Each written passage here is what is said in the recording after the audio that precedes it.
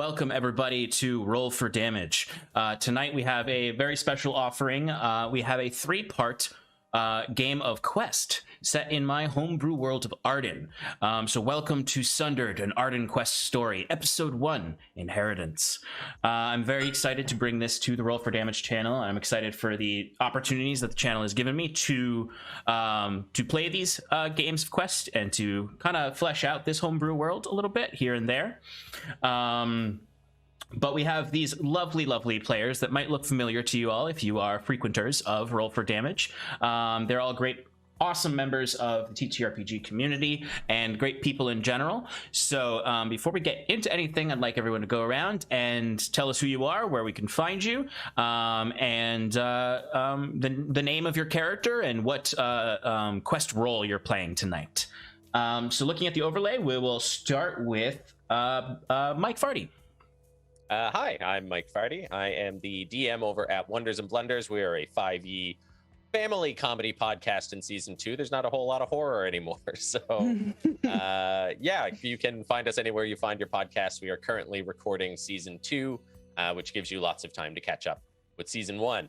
And tonight I am playing Benevolence, otherwise known as Benny. He's a 10-year-old wizard, born from rock. Great expectations, big shoes, little feet, and all that. Excellent. Thank you, Mike. All right, going next, we have Shannon. Hello, everybody. I am Shannon. I am from Paradise Productions, along with this goober. I don't know which side we're pointing on.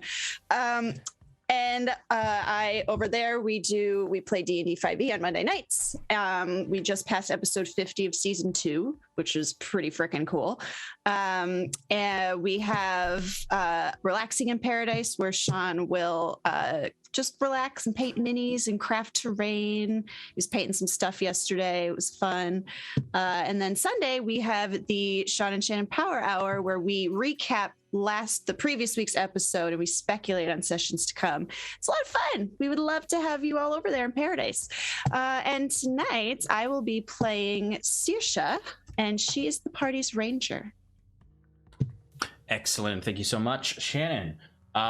Usually the DM of this time slot. Nova, tell us who you are and where we can find you, even though we're already there. Hi, I'm Nova, and you can find me here on Roll for Damage, doing Roll for Damage things. Yeah, look, you've probably seen me here before. We, at the moment, are running this game for the next 3 weeks. We have a Viking campaign coming up, Ice and Blood, which has got the Doom Donkey coming back as the DM, and we're hoping to have some of the returning players from the Christmas charity event that was in his game. We have Yoroshian, or Aaron's D6 Black Archives, which runs on Sunday nights Eastern time. He's in the chat right now. Howdy. And then that goes up on his YouTube channel a few days later. And we have another game coming up, but it's just not trickling through my brain too well right now. And I don't have my notes up. Is it Kelsey's game? Kelsey's game. Thank you. The World of Darkness game run by Roguzu or Kelsey will be coming up pretty soon. She wants to start at mid-Feb, end of Feb, so I'm really looking forward to seeing that. And yeah, in a few weeks we'll have The Scales Above coming up, and I'm going to spend the next 3 weeks bugging Mike into playing Leaf again. This is the hidden reason we're doing a quest game with him. It's actually just an elaborate ruse. We miss Cowboy Kitty so much. We She'll never take me alive. Other than that, I am playing Julius, and I am a fighter. Excellent. All right, and last but never least, we have Shelby. You know, it's nice being introduced by a DM that doesn't immediately bully me. Thank you, Sean. Hi, my name. Yeah, well, listen, it's a start. It's a start. Hi, my name is Shelby, or Shooby-Dooby-Doo, and I'm confusedly from a YouTube channel called Whistle While You Work. I'm changing my brand over still. It's a process. and I'm a regular here on Roll for Damage. I'm also a player in Joe Cat's series, live D&D called Necro Hunt. I play a big badass fighter, Echo Knight Barbarian. Yeah. I also am a player here regularly over on the Scales Above, where I play our troubled child. Today I'll be playing Rowan. No, that's not her name. Her name is Ro, not Rowan. That's my character's name on Monday. She wishes her name was Rowan. I'm going to be playing Ro, and she is our ranger, but a bit more of a tech-savvy ranger. So. Yes. And I am Sean O'Donovan. I am the DM and creative director over at Paradise Productions. This is my third time guest guiding in Quest. We call the game master the guide of the story. This is my third time on Roll for Damage doing this, but I'm also regular on the Skills Above as problematic dad Auric Solaris, and I DM our show Advantage in Paradise over on Paradise. Tonight we are playing Quest. For those of you unfamiliar with Quest, it is a TTRPG that came out a few years ago that is essentially a really broken down, simplified system that prioritizes narrative storytelling over crunchy mechanics. So I love it for that particular quality. It lends itself to very cinematic storytelling, which I love. It is currently a fantasy book, but we convert it into science fantasy for the purposes of Arden. And they are releasing a science fantasy book next year. The Kickstarter is going to be going live at some point, and I'm very excited for that. Tonight, we are jumping back into Arden with Quest Standard. So, let's jump into it. So the way I do these introductions is I will give you all a brief introduction of the game, and then I'm going to ask you one at a time. We'll probably go in reverse order of the intros to give a little vignette of who your character is, what they look like, where they are, and yeah, let's jump right in. Where are my notes? There they are. Only you can answer this question.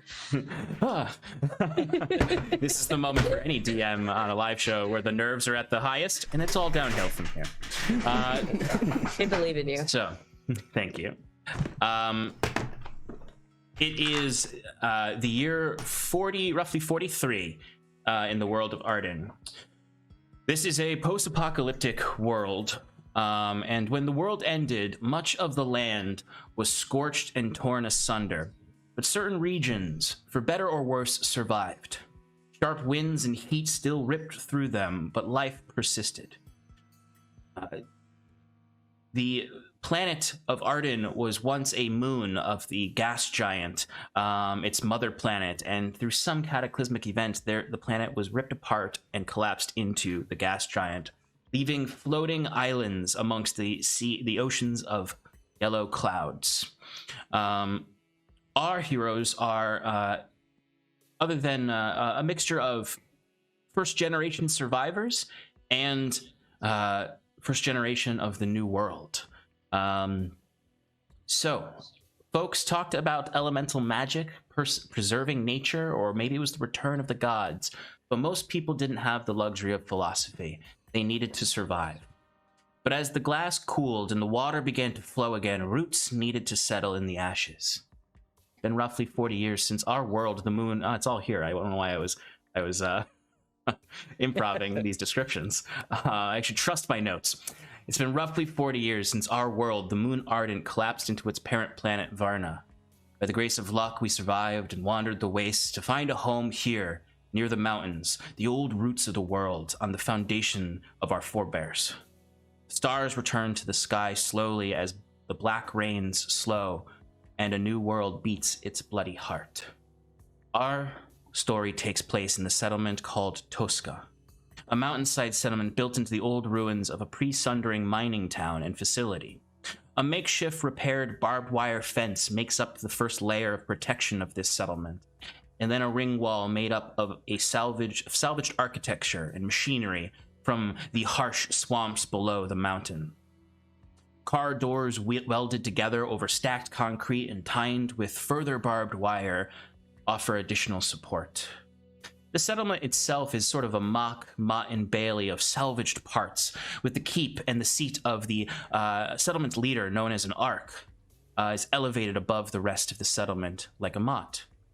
The town itself is within what would be the bailey of this, and is made up of a central residential street and byway, which is then surrounded by circular roads that move through the many different salvage workshops, chop shops, and scrapper stations.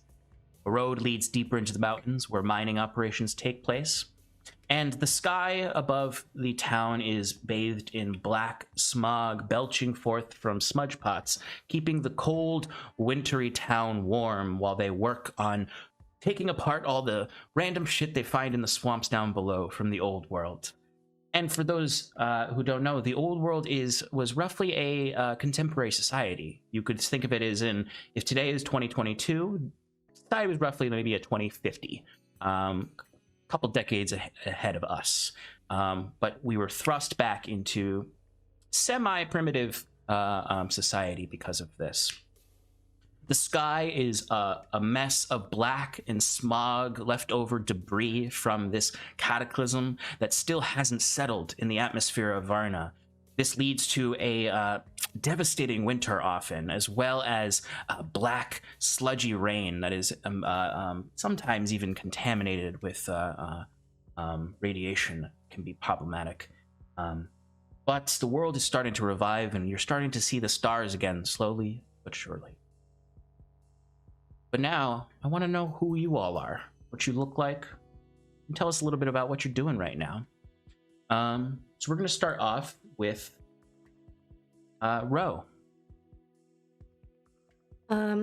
Okay. My name is Ro, and I am a fairly small for my age 14-year-old girl, and I primarily work in my dad's tinkering shop. He's one of the best in our little settlement, and he also has a rather large book collection that I often find myself diving into. I have learned a lot and probably say a lot of things that kids my age wouldn't understand. And I've learned about this amazing thing called space that's beyond those clouds that we're starting to see. So right now I would be in my dad's shop, probably reading books or tinkering with my creepy little animal friend that I found one day, and my dad helped me bring back to functioning order. You describe your little what your little tinker pet looks like? Absolutely. So my little tinkered pet looks as if you took the skeleton of a cat, welded a bunch of random objects on it, and like attached a battery to it. It is monstrous, but kind of adorable in how it acts, like a small little cat flopping on its side to play with itself, and it, by all intents and purposes, acts like an animal. It's just creepy. Absolutely. And in your shop, in your father's shop, you hear the familiar sound of the janky stereo he repaired in the back room where he's working on his own projects, playing some music you have no idea where it's from, just soft piano notes, playing some kind of tune. It's very relaxing.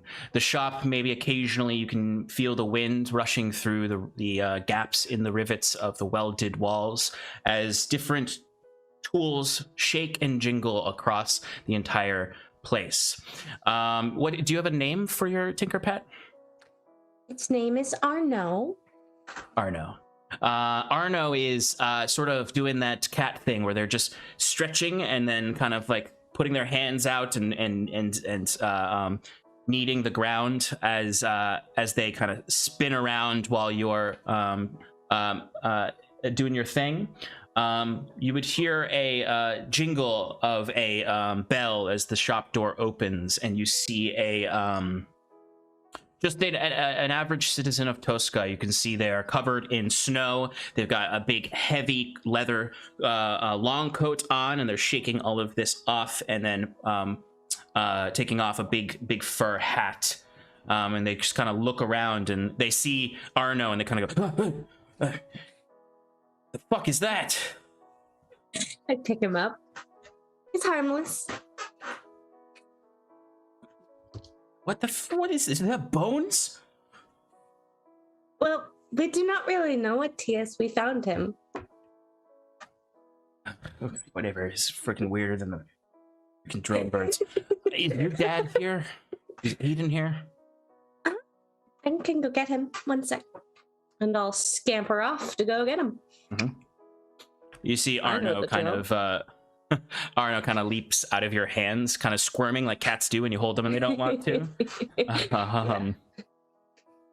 And you go into the back, and you would find your father there, using his one-of-a-kind tools to repair something. They don't. No one else has tools these sophisticated, and they are very dangerous. Though no safety standards. There's just open wires and sparks all over the place. Just an exposed battery right there. Basically, yeah. Like there's battery acid on the floor. And you can see there's a small, it's interesting, there's this dichotomy of this sophisticated tinkering tools, and then there's just this oil, old oil furnace next to him that's just sort of slowly burning, warming the whole house. You see he's tinkering with something that you have no idea what it is. It's this overly rusted square device. It has two holes in the top, roughly the size of a slice of bread, and he is currently has ripped it open and is starting to mess around with it. Aiden is I'll knock on the door. I have a feeling I've done this before, and I know not to startle my dad when he's tinkering, so I'll knock on the door 3 solid times to show somebody's coming in. Yeah, absolutely. You've had too many times in the past where something has caught fire when you were too interruptive. You see some sparks fly off of the toaster that he's working on, as you see he lifts his goggles up. Your father is a fairly young single father. He has often he tries to keep himself quite well put together, but he often has really 5 o'clock shadow. His hair is often a mess when he doesn't wash, because he's too into a project, like he is with this toaster. But he keeps very as nice as possible clothes on. He almost is trying to embody the idea of a professor that he he himself has never met a professor. The world ended before he could ever meet one, but he has read about them and he wants to be seen as one, even though no one has any fucking clue what he's talking about. But he puts his goggles up over pushing back the messy but short and well cut hair, and looks over and says, "Oh, Ro, I think that I have found something really special. I don't know what the purpose of it was, resundering, but it's quite sophisticated. Heating coils. I think if we can break it in some way, we can find new ways to heat Tosca, so we don't have to rely on these horrible furnaces." There's somebody in the shop looking for you. Business. Okay. He didn't say what they wanted. Okay. Stay back here. Take a look if you want. You've always got an eye for things I miss. And you see he kind of nervously gets up and adjusts himself, takes his goggles, puts his goggles around his neck, brushes his hair back. Okay. As he goes out, I immediately start donning my safety protocol, fucking pulling my sleeves down, gloves on, goggles. My dad did not raise an irresponsible girl. As he's about to step out, you would hear a loud, "Oh, fuck! Shit! What fucking bit me?" Can I go out? Can I follow Dad out? Yeah, you can. I think I need to go rescue my cat. What you see though is when you get out there, this man has kicked Arno, and Arno has hit into the wall. You can see some parts do fall off and dent. He's Arno is still moving, but he looks hurt and is kind of has trouble picking themselves back up off the ground. And you see your father immediately is like, sir, it's just a pet. You no need for this. No need for violence here. What do you want? What do you want? I want to stay hidden if I can, like kind of go back behind the door. I want to hear this. Sure. You see this man kind of, the world's fucked up enough out there, and you gotta keep some fucking monster like that for your daughter. It's not your business what I tell my daughter to do. What do you need? Please quiet down and calm down before I kick you out of my shop. You see the man kind of dusts himself off and then steps up to the counter, and you can't quite see everything. Actually, we'll get our first roll for the night. Just give me a D20 roll to see how much you hear. As a reminder to the audience and our players, 11 or higher is a success, with a 20 and that 20 being a hell yeah. I say nat 20, but there's no modifiers, so you don't really need to say nat 20. Well, a nat 20 is called a triumph, or basically a critical success. A 6 through 10 is what's called difficult choice, where I will present two options for the player and they get to choose which one we go with. A 2 through 5 is a failure, where I choose what happens to the player, and then on 1 is catastrophe. It's the worst possible thing that could happen in the situation. But with a 16, you are able to hear the entire conversation. And you can kind of peek around and get into the right position to see any interactions between the man and your father. You see that he does place something on the table, and a lot of people come and bring things to be scrapped by your father. But this one looks really strange. You've only ever seen something like this, one person with something like this, which would be that old grumpy guard who always follows Saoirse around. You know he has this firearm at his waist that your dad always looks at funny and kind of seems to disapprove of it. This man has placed one in front of him, and your father looks down at it and kind of, what is the meaning of this? Why do you bring this into my shop? And the man grins at him and says, well, you're a scrapper, right? Tinkerer. Can you get it to work? I refuse to work with those things. I've seen them before and how they've been used. There's no good that comes from them.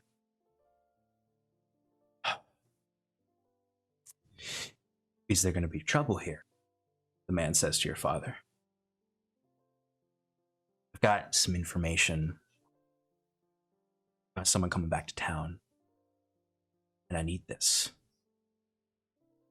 I can pay you well. Your father just looks and says, get out of my shop right now. Get out of here before I go find guards. Or worse, go to the Ark. See, the man pulls firearm away. Making a big mistake, Aiden. As he's going, he quite cruelly kicks Arno again. I would probably make an audible noise. I don't know if he'd be able to hear, but probably my dad. Your dad definitely hears you, and kind of you can see him look back, and it's kind of that classic movie shot where the adult is like looking back and makes eye contact with the kid who's hiding like behind a curtain. The man does not hear you though. But he does kind of peek behind your father, looking where he's looking, and says, why don't you get your daughter a real pet? Not a fucking creature. Monster. And then he leaves and sort of slams the door with the bell ringing. As soon as he's out of the shop, I'm going to pick up Arno. Yeah, you rush over and pick up Arno, and you can see that there's some like you and your father don't have a full understanding of what Arno is, but you can see like some sparks coming off of him in parts where it's not really machinery. Like you've replaced a lot of it with your own tinkering, you and your father, but there's parts that you both don't quite understand. And he looks at it, and Arno kind of like lifts their like cat-like skull face, looking up to you, and it does kind of like twitch a little bit. They are still alive for all intents and purposes. But when you pick them up, like you see like a whole leg falls off. Oh no. Your father comes around and puts a hand on your back and kneels down at your level. No, Ro, it's okay. Fixed him before. We can make him better. What was he talking about?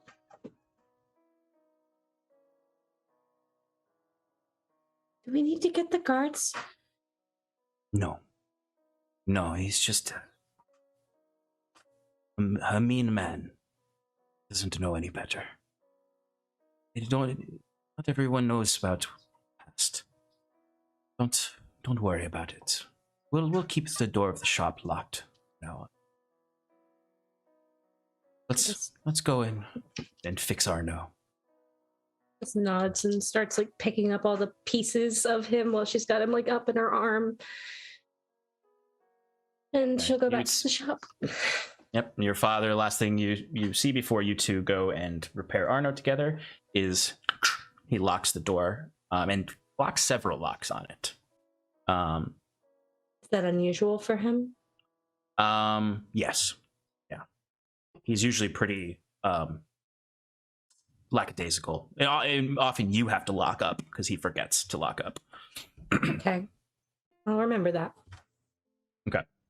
All right. So we will move on to our next player's introduction and vignette. Julius, can you describe your character and tell us where you are on this winter day? I will do that. I just wanted to ask Sean, did you see who was in the chat before? The creator of Quest stop by? What? Yeah. Yeah. Sorry, I was so caught up in playing Quest. I'm sorry, what? Thrill Mage, hey, this is TC, the creator of Whoa, Quest. Thanks for playing. So, Welcome. yeah, just a big old So excited. welcome and hi. Sorry, Yeah. I was. Yes. Tell me. All So right. say that again. What am I doing right now? You are describing your character and giving us a little vignette of where you are right now on this winter day. Okay. I am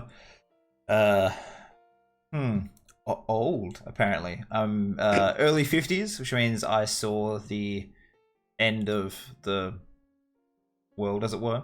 I am dressed in sort of like a long thick shirt with jeans on, boots. I have scrapped together some sort of like pre-sundering military gear to sort of look the part and be extra scary as the head bodyguard of town, of the Ark and his family.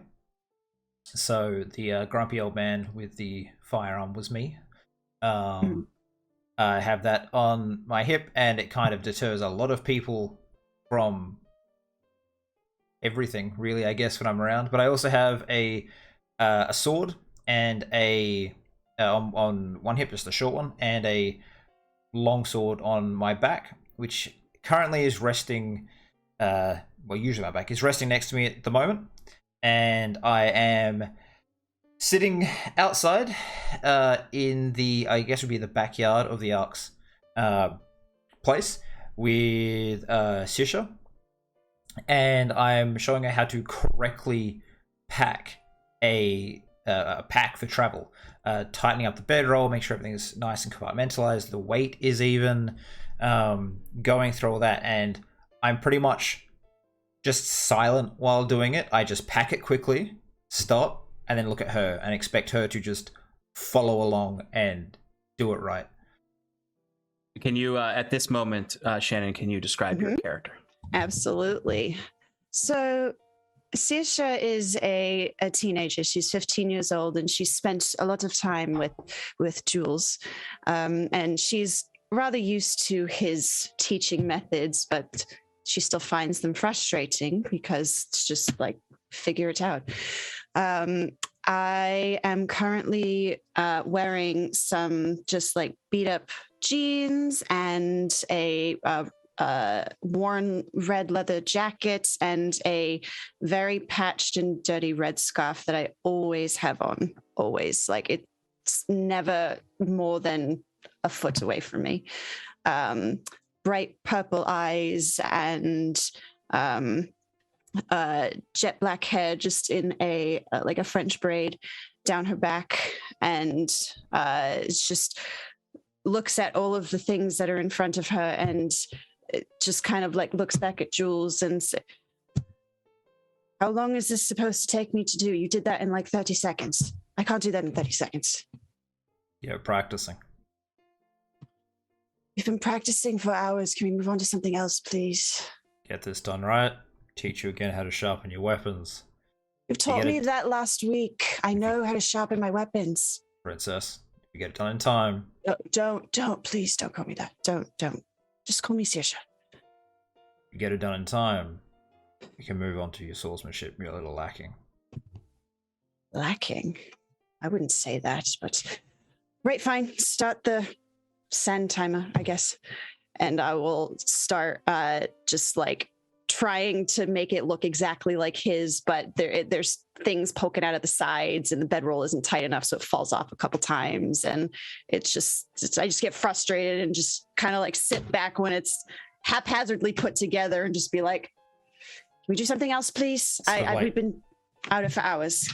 I'm watching a analog watch on my wrist. It was like 4.5 minutes to fail. You should take it apart, do it again. We've been doing it for 2 hours, Jules. I need a break. Fine.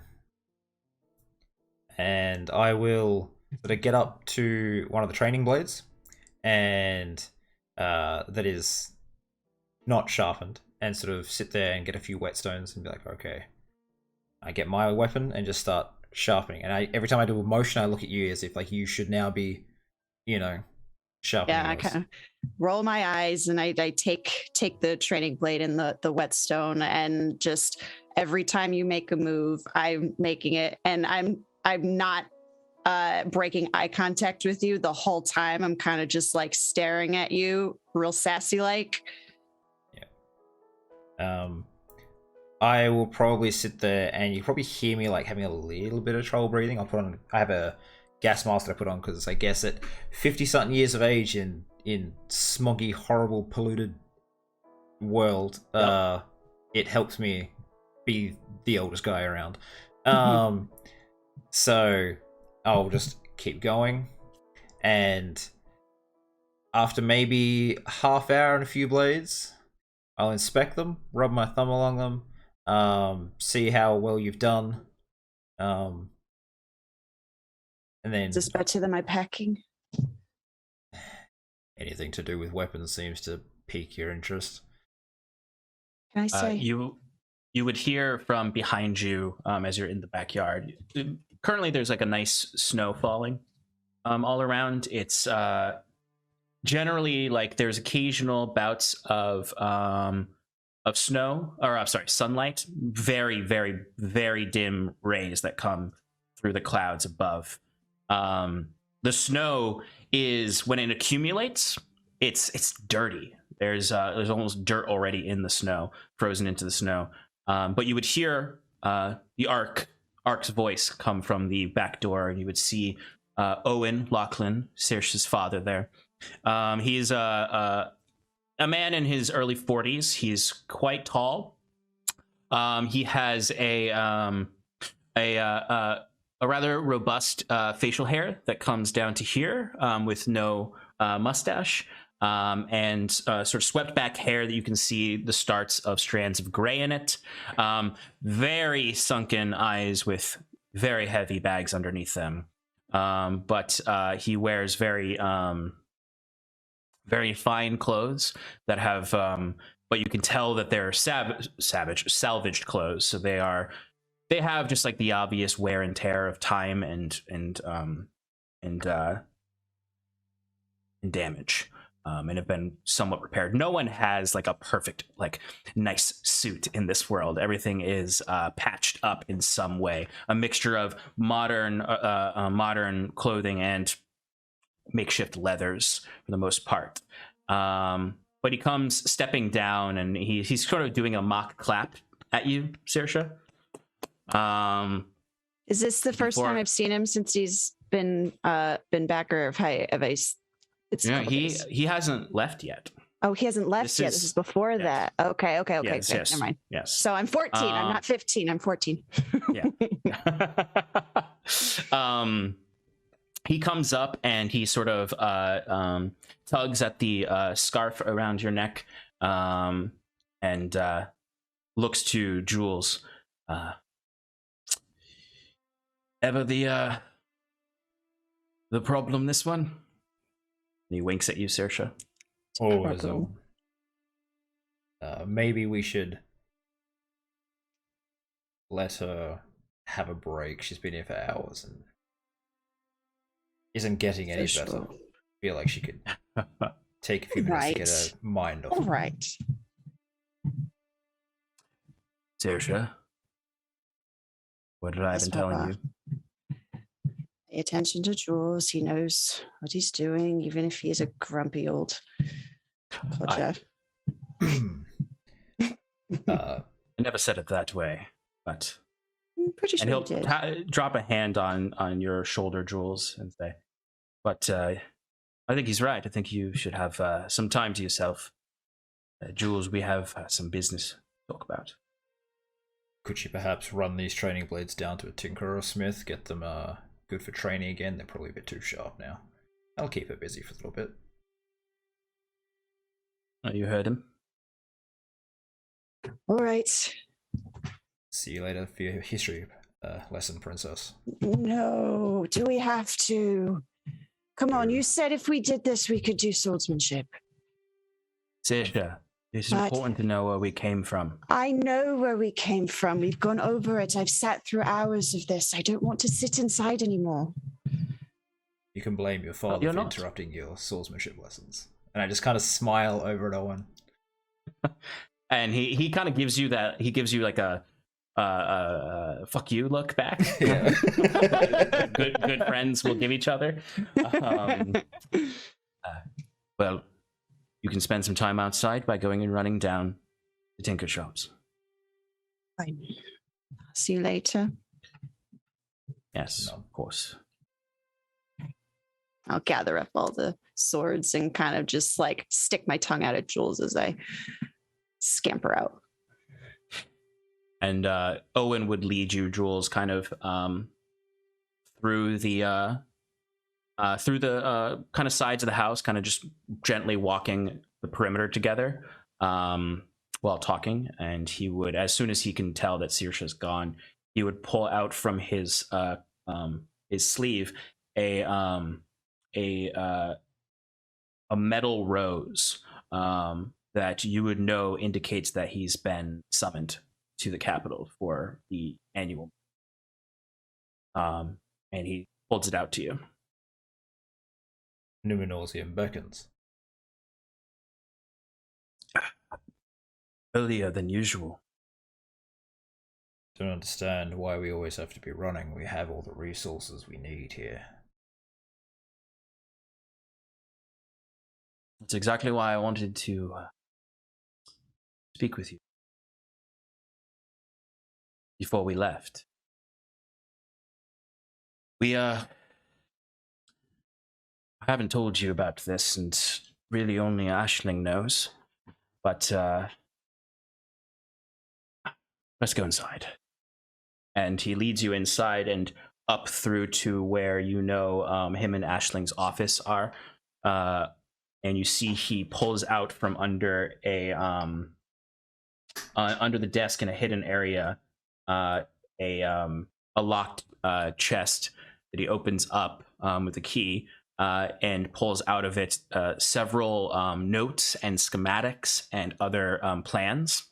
And he rolls one out in front of you, and he says, "You know those traders that have been coming from Onus to meet with me to negotiate different agreements. Mm-hmm. Well, we haven't been talking about trade at all. Not one bit. We've been talking about these." And he points at the schematics, and you can see what looks like for you, having some memory of prior sundering, they look like sort of like zeppelins. This is a way off of Numenosium. We've all seen the cloud seas. There must be more of Arden out there.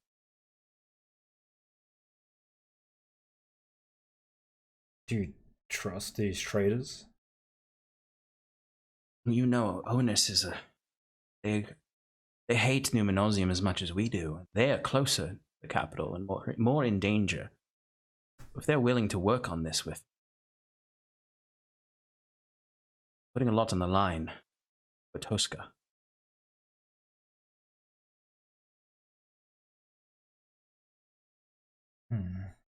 Sort of sit there lost in thought for a couple of minutes and let him talk if he's going to talk. Yeah, absolutely. And you kind of sit there and do exactly that as he goes over these, and he just kind of keeps repeating things. He's to a point where you realize he's not even really talking to you anymore. He's talking to himself, and just sort of like the way when someone has a plan, they're just repeating the steps of the plan to themselves. He says, we haven't even begun building it, but it's the plans are sound, and if we can get a venture off of this damn rock, we can get out from under the heel Numenosium with no violence. You know what I've told you. You can't resist them. As he's like repeating and repeating, I'll sort of just... Is this you telling me the plan or convincing yourself it's worth doing?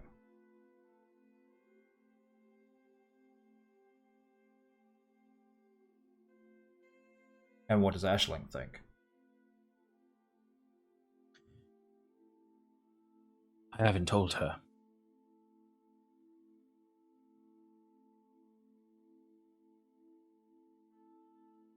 Why?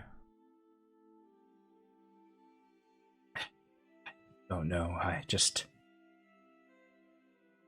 maybe I think it's not worth it. Maybe I think it won't work. Maybe I think they'll chase us.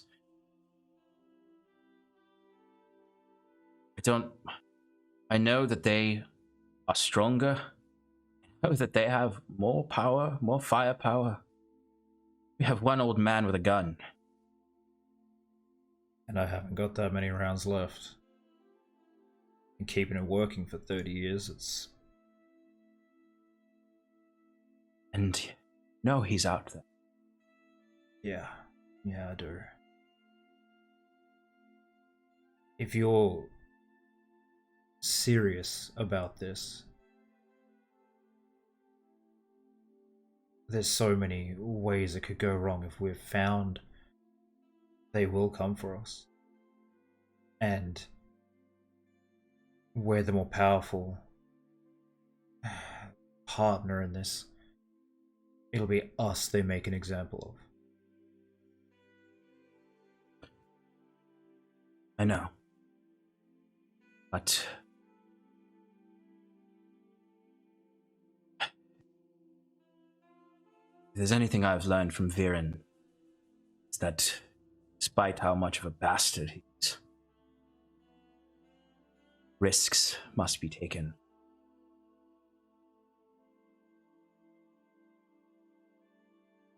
Is it possible that I could scout out, I could say that you've taken ill, you and Aisling both, and I'll go to Numenosium in your stead? If they've found out, this could be a trap.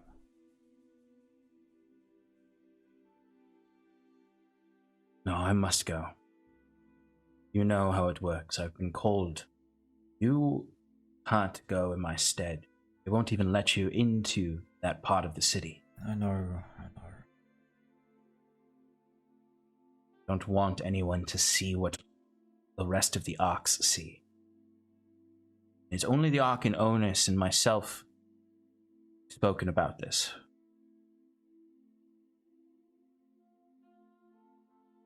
They want out from under the heel as much as we do.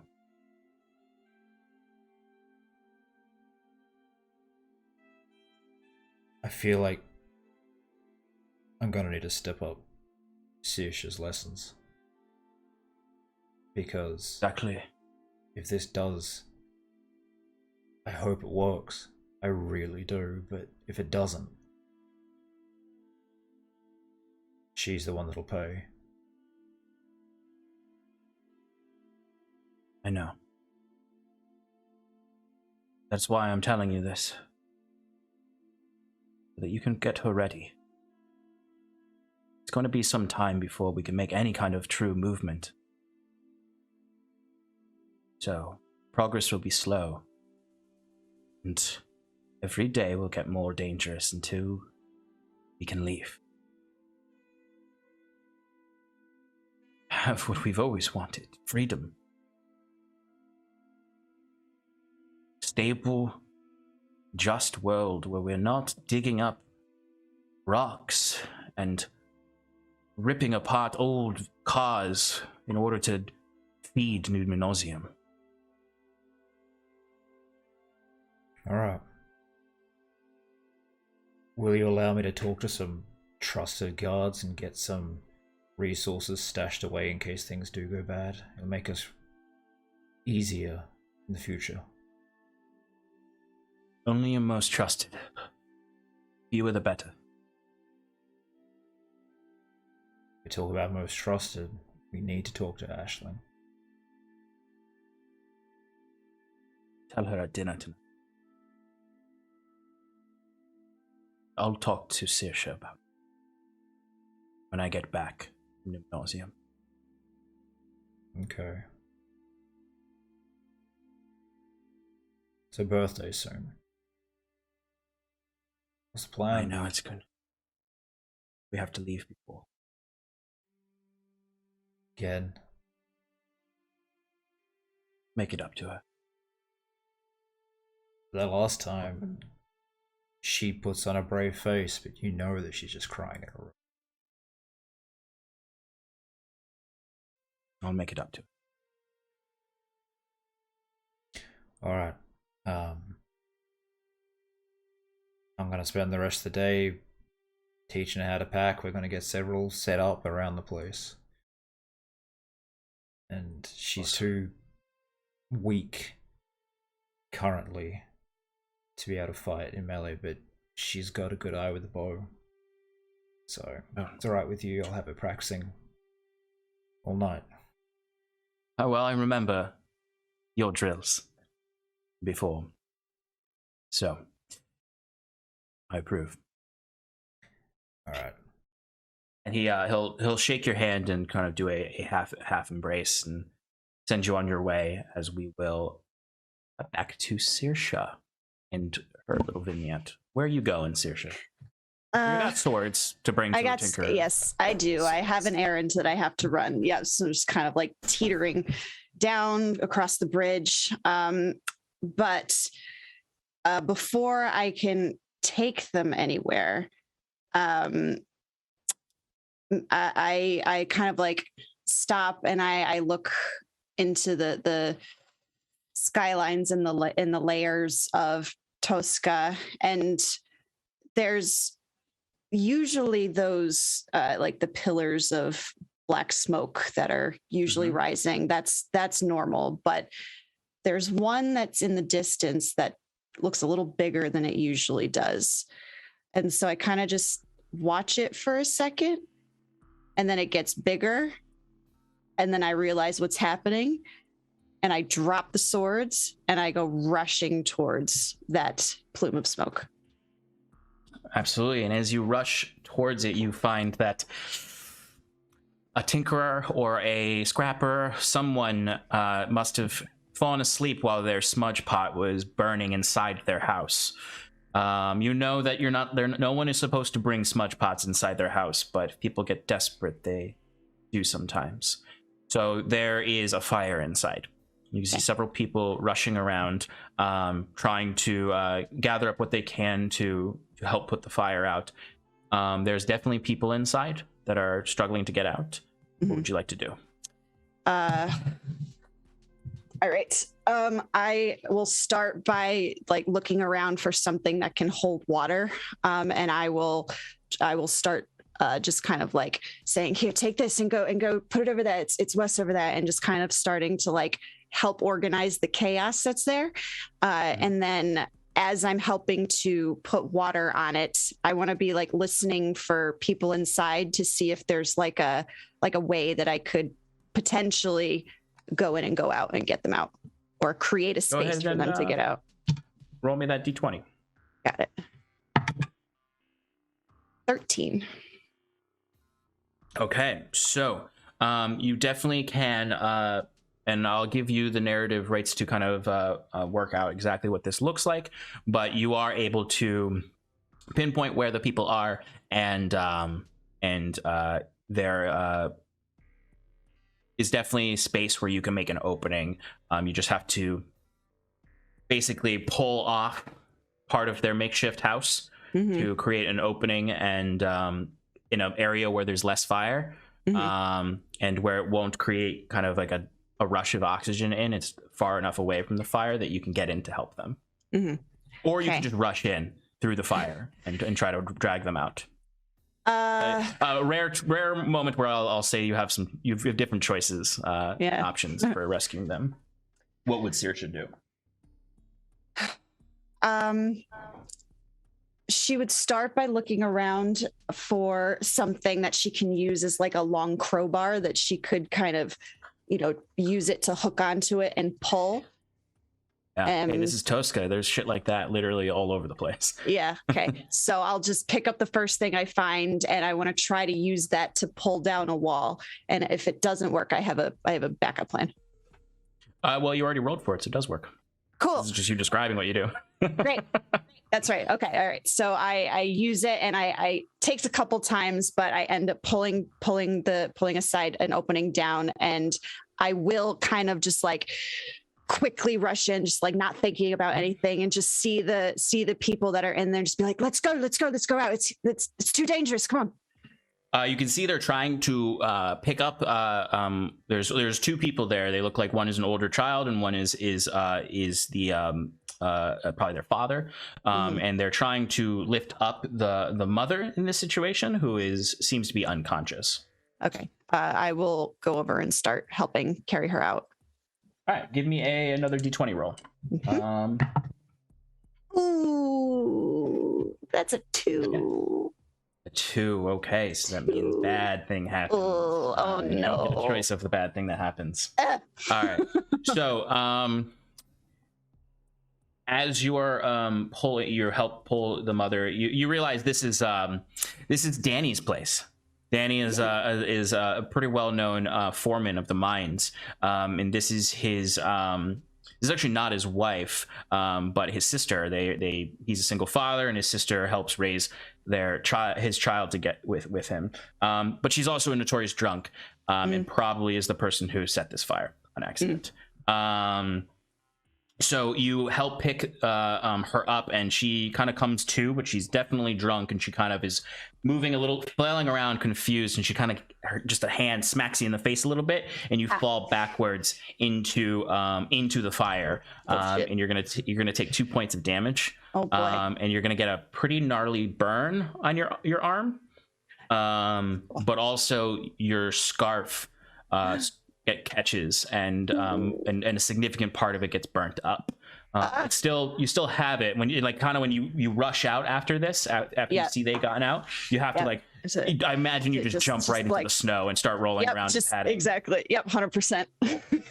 Yeah. Your arm is you can feel that the heat has seared part of your skin under your jacket is black on the arm. It has holes in it where you can see your burned skin underneath, and it's extremely painful. Yeah. But you are able to rescue Danny and his family. All right. As I'm kind of like taking stock of this, I'm like, I just kind of just like, shit, she's just gonna kill me. And just kind of like you see Danny's just kind of coming to and is kind of like pulling herself and looks at you as, aren't you the fucking princess? I'm Sasha, and you hit me in the face. You all right? She'll be fine. No. Are you sure? Maybe we should get her a little further away from the fire. She smells flammable. We'll take care of it from here. Thank you. Is there anything else I can help you with?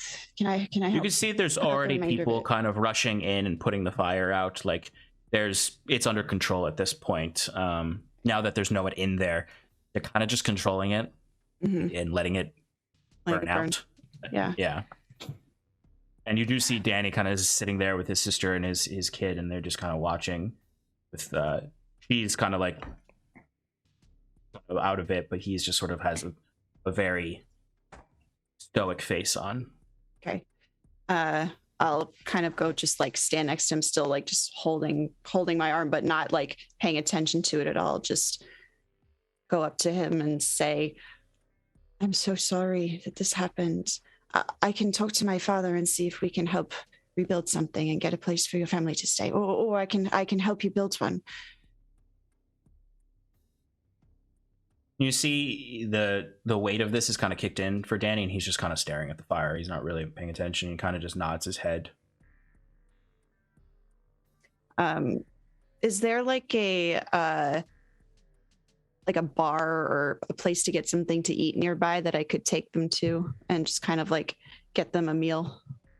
Yeah, absolutely. You can go to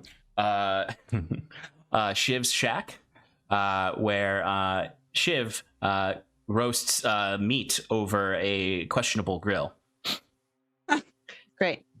All right, so I will. It also serves, other things, but mostly the people of Tosca have a high protein diet, because it's most of what they have. It's most of what most folks have. There's not a lot of sunlight to grow crops, so there's a lot of subsistence living in addition to meat. Okay. Cool. Yeah, I'll just, when we get in there, I'll just say, Shiv, whatever they want to eat, nothing to drink for this one.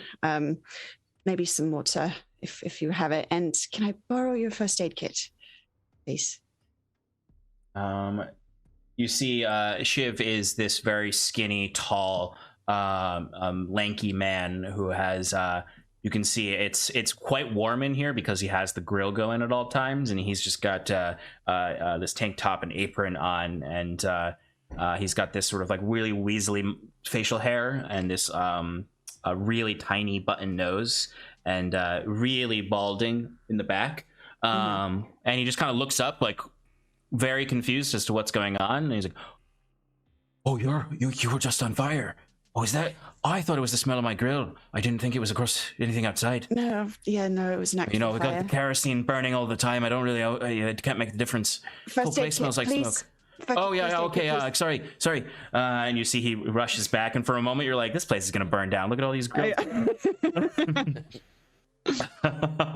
But he very quickly comes back with as much of a first aid kit as he has. There's there's no medicine in there. It's just a bunch of bandages and rags and stuff. I'll just spend some time like just trying to patch this up as best I can and try, and maybe I'll position my scarf in a way so that like the burnt part isn't showing, and I'm trying to cover the blackened part of my jacket so that Jules doesn't see. It's not working too well because your scarf is burnt up and there's not much to cover it with. Okay. From there, we're going to cut to our last introduction with Benny. Can you describe what Benny looks like and what he's up to right now? Yeah, so Benny is pretty easy to pick out in a crowd. He is 10 years old and small even for a 10-year-old. He has this deep blue skin with ghost white hair. And he's wearing a bunch of patchwork clothes, which look a little nicer than what a lot of people are wearing in this area. Like clearly some gifts from other trades workers. And Benny, I think, he's over by the mines, and he is crouched. He's holding this wooden staff, and at the top of it there is a yellow kind of glowing stone that has been like wrapped around the top of it, and he's crouched behind a mound, and he reaches up and kind of peeks over the top, and like scanning the area sees a bunch of these like mannequins which are wearing miners' clothes, and all of them are hooked up to like tennis ball machines, but the tennis ball machines are just filled with rocks. I love it. And like as he goes to take a peek, he pushes down on a wire which is across the mound, and a bunch of rocks just go shooting his way, and immediately just like taking them to the face and body, standing up and running with the staff over his head, just kind of like ah! And like throws the staff down and takes aim at one of the mannequins, and a burst of magical energy comes out of the top of the staff and throws him back over the mound. But like detonates one of the tennis ball machines, and he's basically running this gauntlet very clumsily, but he clearly has done it before. He knows which way to turn, he knows when he's going to get hit, and he gets hit often.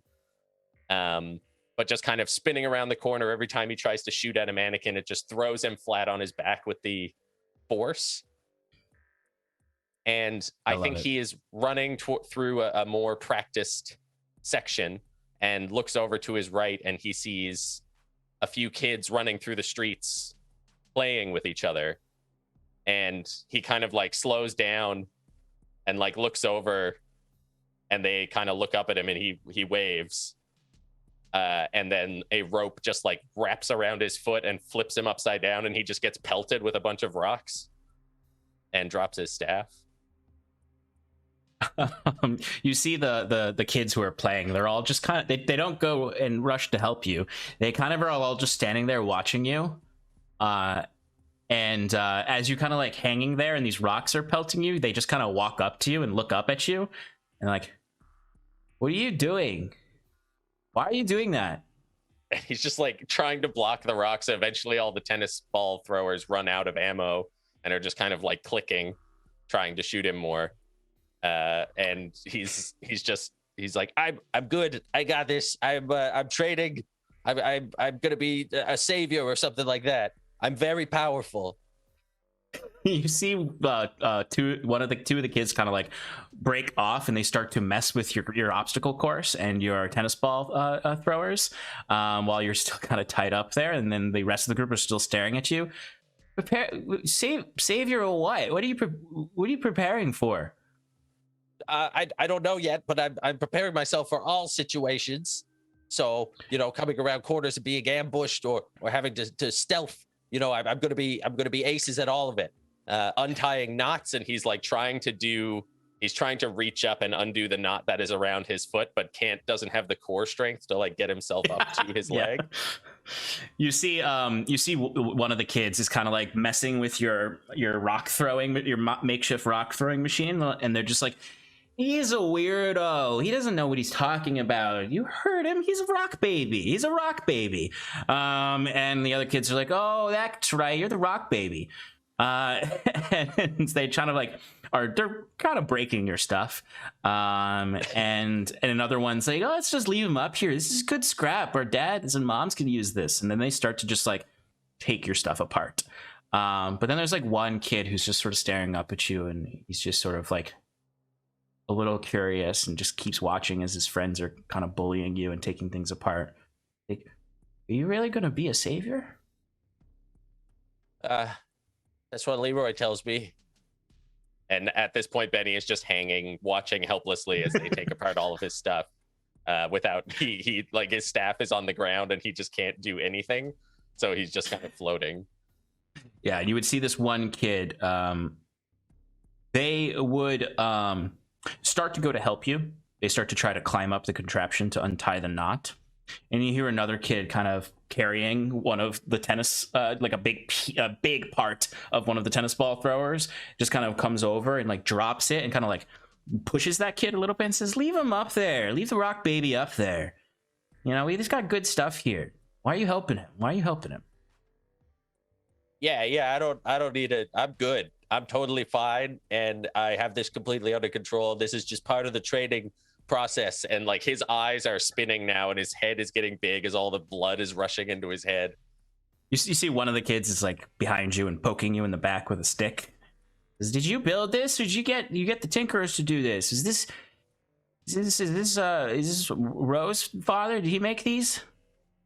Leroy built this for me, or got it built for me.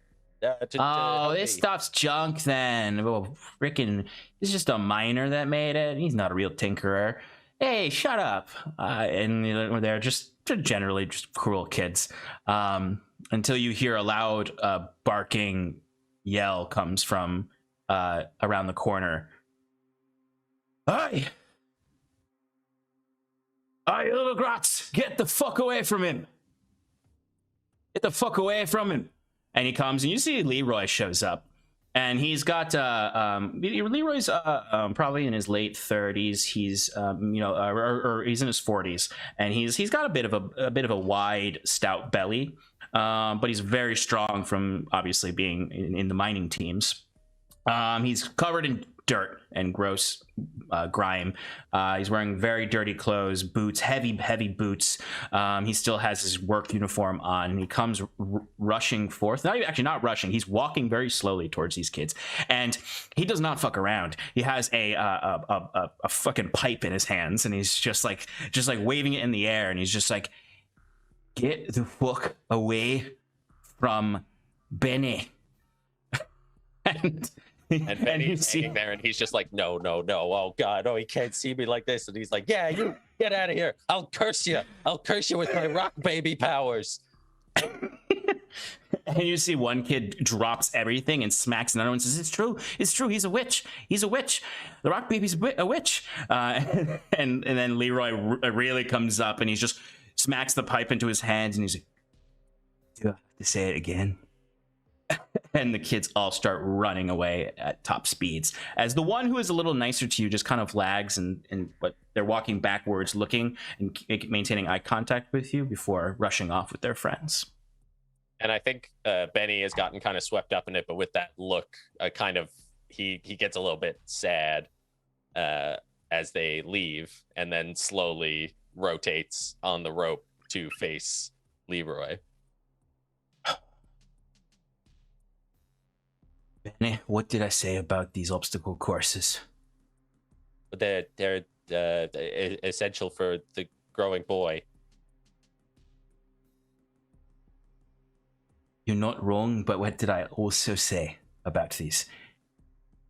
Not to use them when you're not around. Exactly. You know how these people think about you. They're not too sure about you.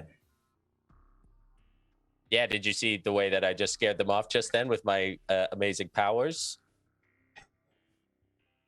You see he tosses the pipe, and it sort of just bounces off of one of the machines he built.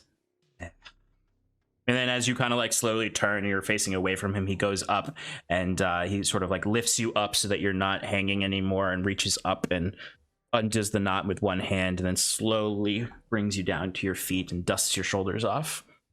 Yeah, and I think Benny at this point, all the blood has like left his legs, so he just kind of sits on the ground and is looking up at Leroy. And he's like, I'm doing this as an act of meditation, and not because I am very tired and hurt.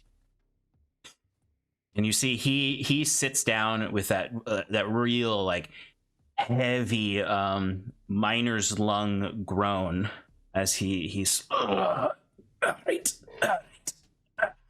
As he sits next to you. Me too.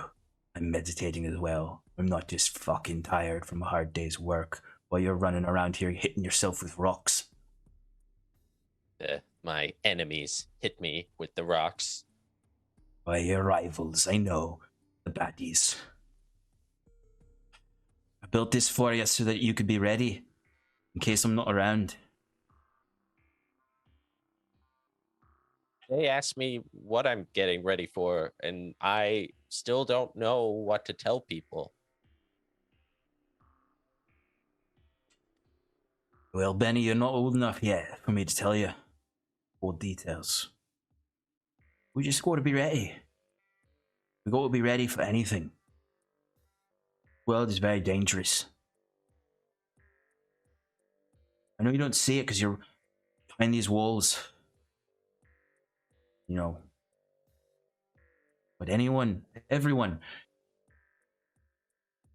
you're very special. When you're special, cause a lot of attention. You know what I mean? You understand? Yeah, I'm different, I know. And you can see that saying that he's special does not make him, it makes him feel worse. And he, I think, instinctively reaches out and grabs his staff and pulls it closer.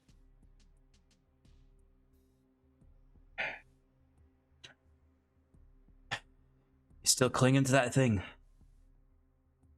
I mean, it's, I don't have much about what I am or where I'm from, just the rock I was born out of. And he taps the little gold rock at the top of the staff. And Leroy kind of looks at it, and then he looks down and gives out a wheezy sigh as he kind of falls backwards into the dirt and snow, and kind of just puts his hands over his eyes like this. And then he'll slowly try to stand up, and you can tell he has a lot of trouble standing up as he. And once he's on his feet, he'll put a hand out to lift you up to your feet. Yeah, and kind of reluctantly, Benny accepts. Oh, you got quite a grip there now, lad. Oh, yeah, my hands are really swollen for being upside down. It could be that too. You're also a bit sweaty. I worked hard on this one. I was going to beat my best time if I didn't get distracted, and that won't happen again. No distractions. I know it won't. I know you'll get him next time, lad. Let's get some grub. Yeah. And he'll, yeah. I'm gonna.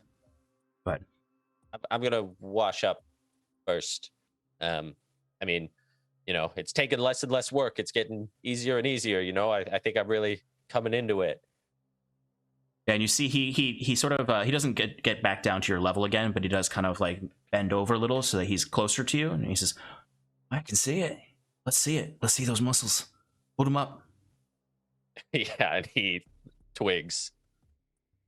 And you see he kind of squeezes your arms. He's like, "Oh, that's right. Hard as rocks. All right, give it to me. Give it to me right here. Your hardest hit. Your hardest hit. Let's go." Yeah, and he like instinctively takes the staff and aims it at his hand, and then says, "Oh, you mean okay?"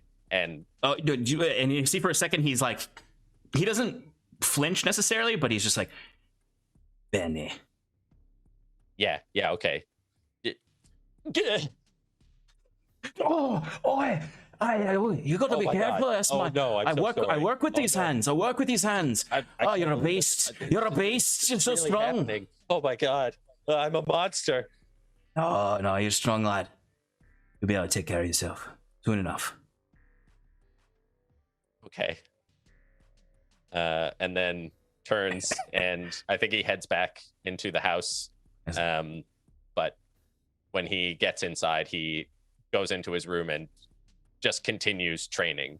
He sort of starts doing push-ups. He pulls a book out from under his bed and he has it open and is doing push-ups over the book. Yeah, it's this like awkward like 5 minutes later you hear the door open and Leroy leans in. Benny, you gotta eat something. Come on, we're going to Shiv's shack. Oh, okay. Are you going to make me eat the whole beast again? Please don't make me eat the whole beast again. You gotta get strong. How are you going to get more muscles without that? It's the same size as me. The more you eat of it, I'll get you some grapes. With next week's wages, I can get you some grapes. You know how expensive they are? They come from Onus. Takes a while for them to get here, but you eat all your beast today. Tomorrow or next week, I'll get you some grapes. And yeah, very excited, nodding, slings the staff on his back and makes his way on. Yeah. I hope they don't leave the face on this time. That's the worst part. Oh, it's the best part, lad. Oh, gnawing on the cheek, it's the best. It's the best meat.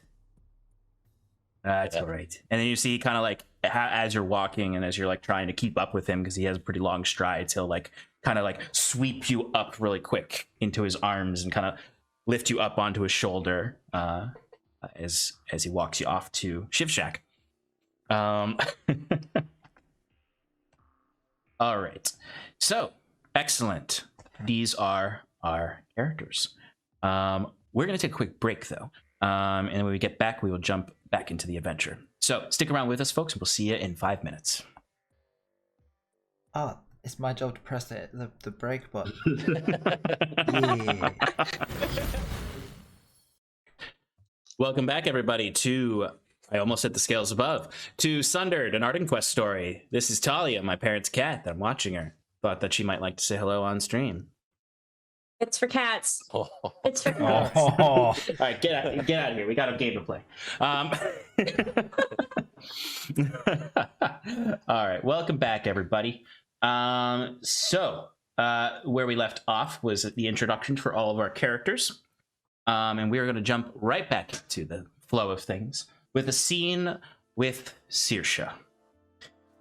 Saoirse, you're coming home from your incident. I'm trying to avoid Jules. Yeah. Why don't you give me a D20 roll? We'll see how well you do at avoiding Jules. Uh-oh. 15. Okay. All right. So you've sneaked around enough that you know typically how to get in with as little acknowledgement as possible. Jules, give me a D20 roll also. Uh-oh. I was gonna say I'd probably be waiting like out the front for the swords to be returned. Oh, I 100% didn't bring those back. Blunting is not as hard as sharpening, so let's see. That's a 6. A 6. Okay, so Jules, I'm going to give you a choice. Your choice here is you either can see Saoirse coming back, and you'll notice the whole deal. You see that she's got a burnt jacket, she has no swords, and everything is just covered like in a mess. soot. Yeah. But you are just completely in it with the guards that you need to talk to about what's going on and getting them ready before you leave. Or you can see Saoirse and be able to catch up with her as she goes inside. The only downside to that is it'll take away time for you to get the guards ready to be prepared to start working on things while you're gone with the Ark for 6 months. Can I choose a sort of middle ground here where I go and just yell something to her and then like go see your dad, I'll see you fucking later, and then get into it with the guards? You know what? Yeah, I will 100% allow that. So, Saoirse, you are in your mind, especially with that 16 roll that you got, you've got this. You're the sneakiest teenager that ever existed. It's hilarious because you're so good at it, but you're also a really good kid. So like, you like as far as like you don't sneak out to go go drinking with Ro somewhere. You go out to save people's lives from a fire. And you think you're feeling great, and then suddenly you hear from behind you, Saoirse Lachlan. I'm going to get to you later. Go see your father.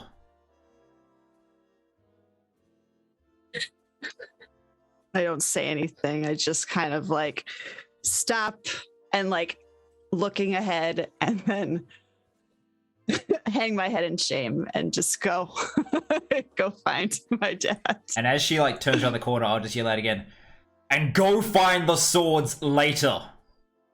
Fine. Jules, as you're turning around, you can like see one of your guards kind of like a lot of the guards that these guards that you can trust, they're the some of the older guards. They've been around with the group long enough to have been here when you all were basically a survivor settlement and not an established town. The rest of your guards are mostly very young, though. You have a lot of like guards in their early 20s. These few are older, not as old as you, but older. Okay. And I'm sorry if I peeked the mic just then. All right, so am I just explaining what's going on to them? Yeah, if you want to. I'm just as a keep it brief. I'll just be explaining that I need to make sure we've got fuel, weapons, clothes, anything of use, stashes of ore, timber, anything that we could have if we need to create a camp somewhere, or we need to run, or anything like that, along with armor, salted meats, that sort of stuff, anything that could be preserved. Yeah, absolutely. What I'm going to ask for you is a D20 roll, and this is going to determine how, basically this is a general roll. I'm going to give you advantage because you decided to stay behind to work with them as opposed to go and like significantly berate Saoirse. Advantage on this D20 roll to determine the levels of success for the for these guards while you're away. Okay.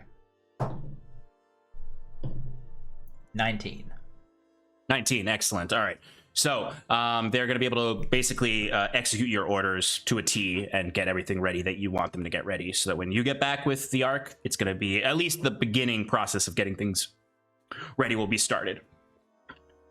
Okay. Saoirse, when you go inside, you walk through the sort of main hall, and you can see kind of up at the top of the stairs is actually Aisling, your mother, who is kind of looking down to you. Aisling is not as boisterous as Owen. She's a little bit more buttoned up and a bit more serious. She's kind, though. She's not a mean mom. This isn't Disney. She's not an evil stepmom. But she's definitely a little odd compared to your father. Okay. So it's not. So take that as you will. She's just watching. She gives you a smile from the top of the stairs. Mama, where's Papa? He's in the dining room. Just had a long conversation with him. I think he wants to talk to you. Oh, okay.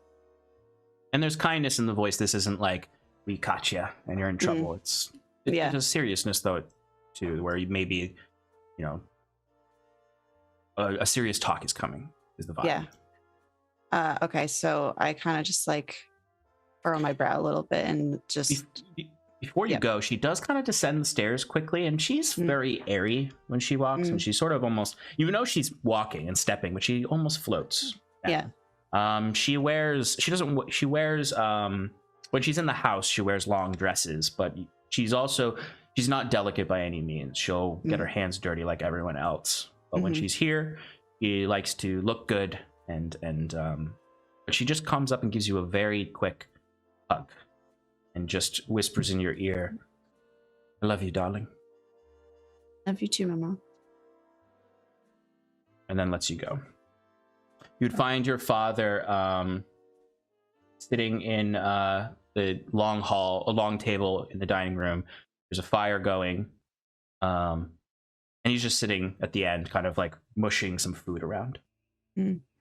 I'll walk the length of the table and kind of draw a chair out, not right next to him, maybe like 2 seats away, and kind of just sit and kind of try and like keep my burnt arm like out of his line of vision, and just kind of like awkwardly sit and say, Mama said you wanted to talk to me.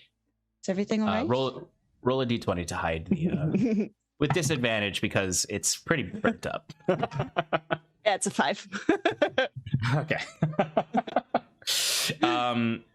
So as you say that, he kind of smiles and puts the fork down, and you see he reaches out, and he's a big man, so his reach is long. He can reach over to you, and he just sort of smiles and hugs on the red scarf, exactly like he did earlier, except at the same time pulling out the scarf so he can see the burnt part. He's like, oh, what happened here? Oh, that's not his voice. That's an American accent. What happened here, kiddo? It was Danny's house. It was on fire, and I did take the swords. I was going to take the swords like Jules wanted, but then it was on fire, and I couldn't just leave them. I had to help. Well, I understand that. I hope Jules didn't get you. Yeah, no, I'm in for it later. He's going to have me running drills all night. If he's too hard on you, let me know. I will. What's the matter? You see he puts on the table the metal rose. And I know what that means. No. Not again, no. You just left.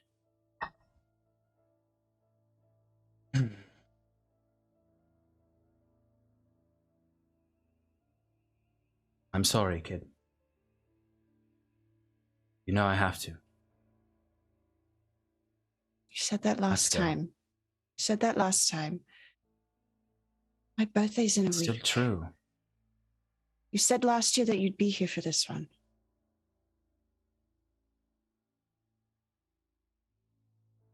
Can't you wait a week? Please. I really want you there.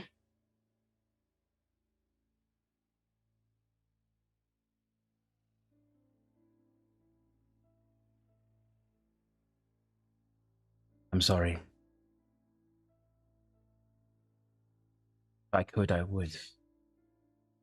Make it up to you. Said that last year too. You're getting older now, Zesha.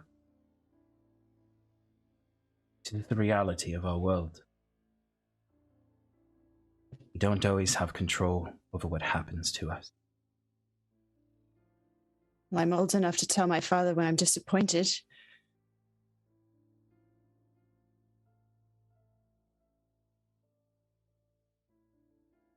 At least Jules spends time with me.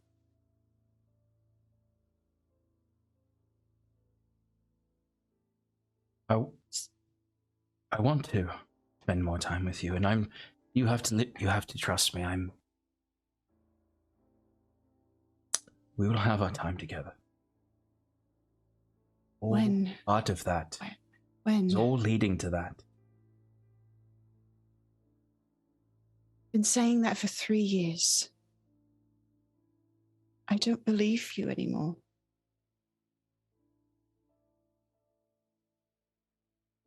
Doing this for us. Do this for all of us. You know, one day, if I don't do this, one day you will have to.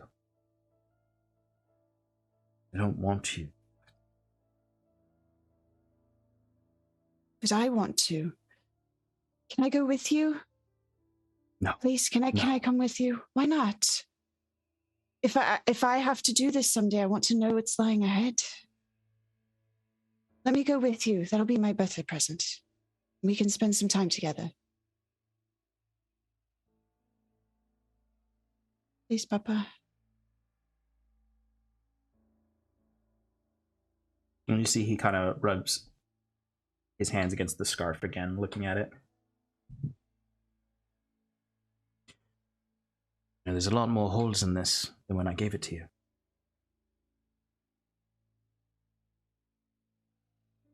So there were plenty of burns and tears in it when I had it.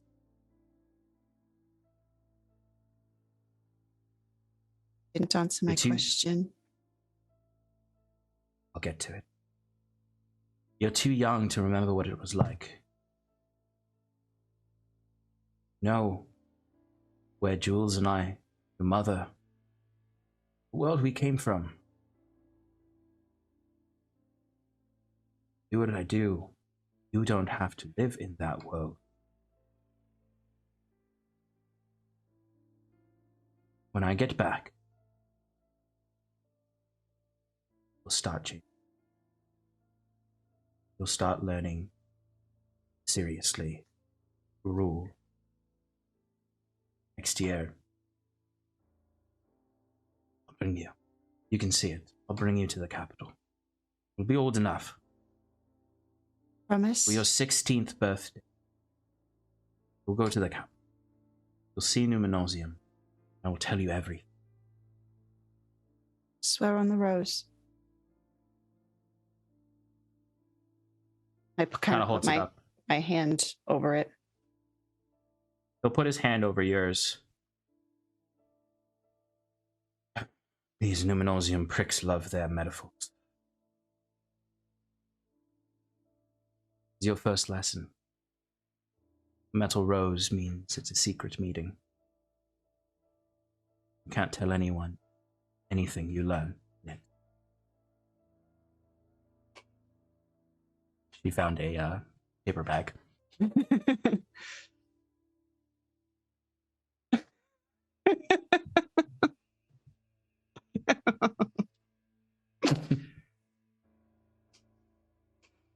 Swear. On it all. Everything.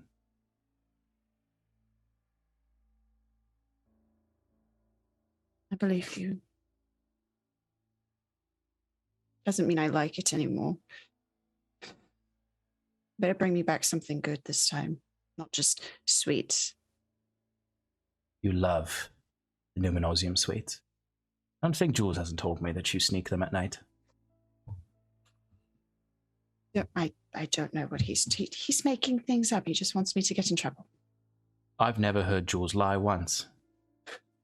Well, he's lying about that. I love you, my sweet. Love you too, Papa. I'll give him a hug. He gets up and embraces you, kisses you on the head, and then kind of pushes you out towards Jules, towards where he knows Jules is. No. Let me go. Can I go change first? Please stop. No. Sasha. He's going to kill me. No. I can't face him yet. I missed our history lesson for the 3rd time this week. You'll learn to understand and appreciate him. My oldest friend. We wouldn't be here without him. Just get the swords. Them back to him. Say you need to meet with me. You'll have the night off. But tomorrow, bright and early, want to be Ark one day. Jules will need to train you. I know. I'm just not ready for his towering rage. Oh, no, I never am. Oh, off with you. I go back outside to go find the swords that I dropped, and Jules probably already picked them up. Is just standing there holding them. Moving forward, some time passes. Your father leaves. Everyone in town knows that Owen has left. Procession of Jules and Owen and maybe one other guard leaves the city under Ashling's rule now, which is always a tense time because people think she's a witch from her sort of oddity, her odd presence, and the rumors that she has some magic to her. Same way they don't necessarily fully understand Benny. Mm. But over the 6 months, a few different things might happen. Ro. During this time, I know that your father would check in with you often about how you're feeling. It's taken a little while for you two to fix Arno together. I'd say it's maybe 2 or 3 months since the incident when finally you're together in the room and you see Arno kind of, and then like sits up.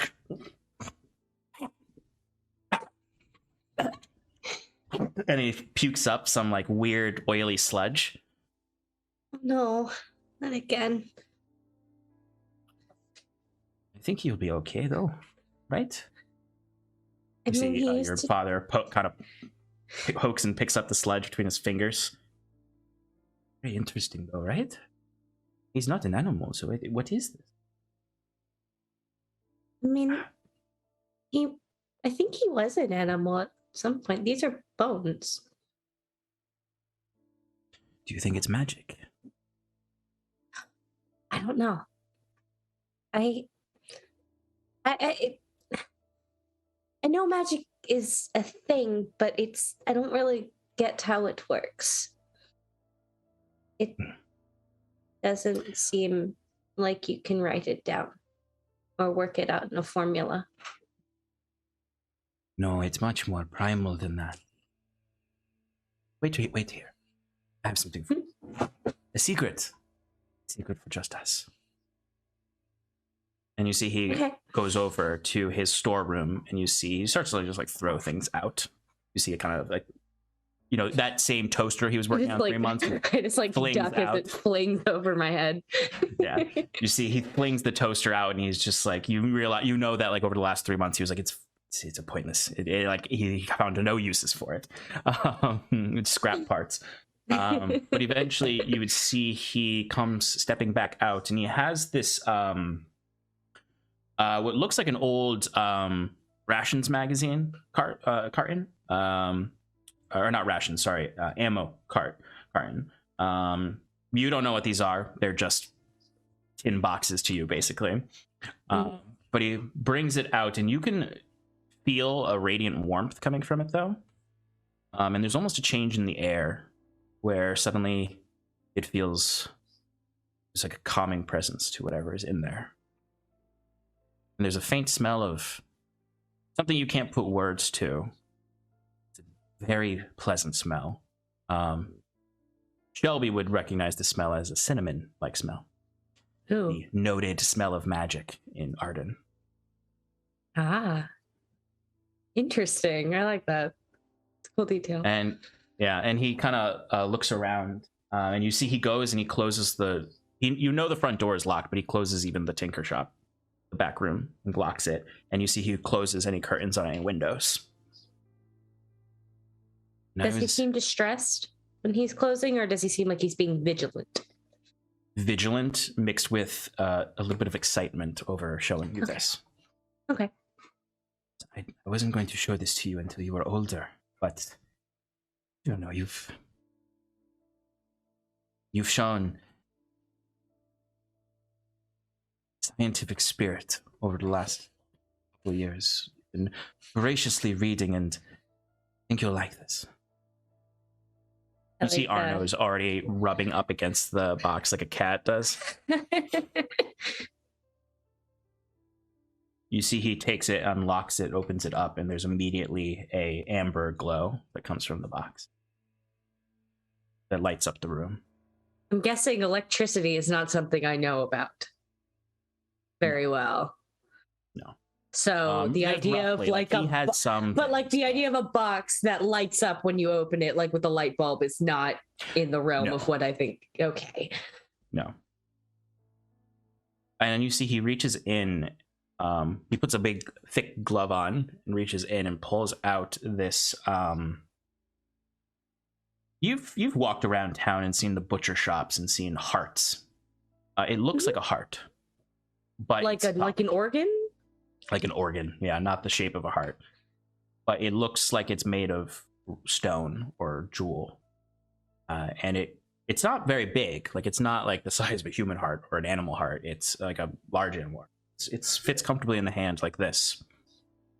And he says, "When I was a young boy, a little bit younger than you, I like to wander away too much to the disappointment of the settlement. That old grump with the gun, he's found and retrieved me many times in my youth. But the world that was a dark place. When the smoke cleared, there was something new in the air. Breath of magic. And I found this creature. I don't know what it was. It was slowly withering away. And it looked at me as it shrank down into mist. That was all that was left. What did it look like? It's hard to describe. There's so much you haven't seen. There's so much of the world out there. It's not in our books. It's not in our books. It's out there. Do you think we'll ever see it? He looks around and he says, something else to show you tomorrow. It's ready for a trip. Get your good boots. Okay. And he'll transition into a small vignette. The next day, he takes you on a hiking journey, a long journey. Probably going to take you a majority of the time to come back and go there and come back. But where he takes you is, it's very dangerous. So he always tells you to be close to him. And you camp out at night. He brings all sorts of goods. Sky is always dark, though, even though you're out in the wilds. But eventually, you reach the Searing Coast. You're standing up on a high cliff. It's unbearably warm here, despite being winter. And you look out. It's the morning, the sun is rising. You can see it. Just a hint of it on the horizon. Over a sea, an ocean of golden, orange, and violet clouds. You've never seen the cloud oceans. It goes on forever. But it can't. No, it can't. The planet has a finite diameter. It can't go on forever, but it looks like it does. I have another secret. One day, everything goes well. Maybe in 5-10 years. Proper development and research. Might be able to go out there. Really? And see what is on the other side of that horizon. You really think we're going to get there? I know it. Did we bring Arno? Of course. I just imagine she's got him like up on her head while she's looking, and he's like just up surveying. Yeah, absolutely. As she's just taking in this amazing scene of the clouds of the gas giant, and probably the first time she's ever really seen a very clear outline of the sun. Mm-hmm. And there's a few moments where They're very small breaks in the clouds. And you can see purple. The sky and atmosphere of Varnum is purple. Just faint, a very small sliver. Yeah, I'm a kid in a candy store right now. And Aiden will kind of just sit there with you and with the sunrise and hold you. And you can see he's got some tears in his eyes. Mm-hmm. And you took this long journey really just to do this, to look once, and then go home. Mm-hmm. It was worth it. As this time is passing, it begins to get warmer out. Spring is coming. The harsh snows start to turn to cold rains. This is a gross time of year, spring, because the rain is still black from the polluted atmosphere. But very clearly in the distance, after your morning drills, with a stand-in trainer who's not nearly as aggressive as Jules, and you kind of just you can blow this guy off. You skip almost all of your your stuff because Jules isn't there. But from the height of your house, you can see in the distance, coming up the mountainside, is your father, Jules' caravan. I imagine that I was, half paying attention to whatever sword fighting lesson was happening, and when I see it, I just immediately drop and I have to go, and I go find my mother, and just kind of like slide into her office and almost like topple over, just be like, he's back, they're back. You see your mom is she kind of like she's holding in some excitement as well. This has been stressful 6 months for her. She's been, when your father's not here, her stress levels go through the roof, and that last night she had a nightmare. And you and her kind of had to sit with her for a little bit. This hasn't happened in a long time, but your mom has these fierce nightmares sometimes. And she kind of goes into a somewhat catatonic state after that can last anywhere from an hour to a week. And it's a stressful time for all of you, but thankfully it was a very light one. And she's just been kind of sitting in her room quietly. But as soon as you say this, you see the first crack of a smile since it happened. And she kind of comes rushing out to the front with you to meet your father and Jules. Jules, for your reference, this was not a pleasant trip, Numenosium. There was no danger necessarily that happened, but Owen is incredibly frustrated. It seems as though Numenosium is putting more stricter rules on the Arkhams and demanding more from them. The entire trip back, he's been talking about pushing the plans forward and getting more aggressive with them. Okay. I'll pretty much just be saying to him that,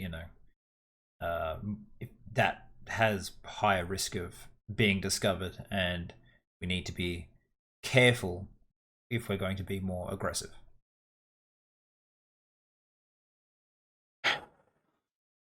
I know. And kind of as you close this conversation is when you get up to the outer fencing of the town. You can hear the gate.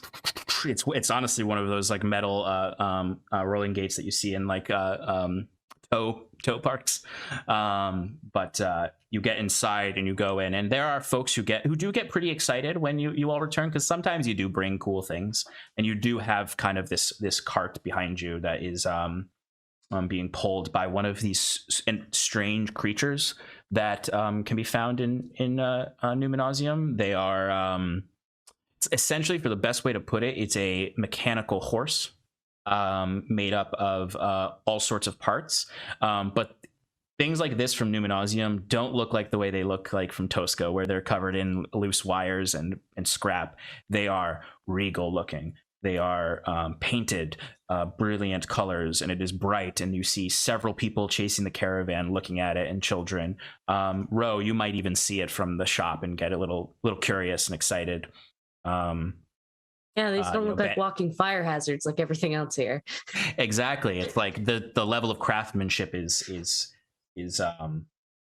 almost intoxicating to see. Like, it's awe-inspiring, even though it's really, at the end of the day, it's just a horse pulling a cart, basically. And Benny, you would also see it, I'm sure. Or they would kind of it's tradition for the Ark to do a full circuit in the town before coming back up to the keep when he returns, or when they return.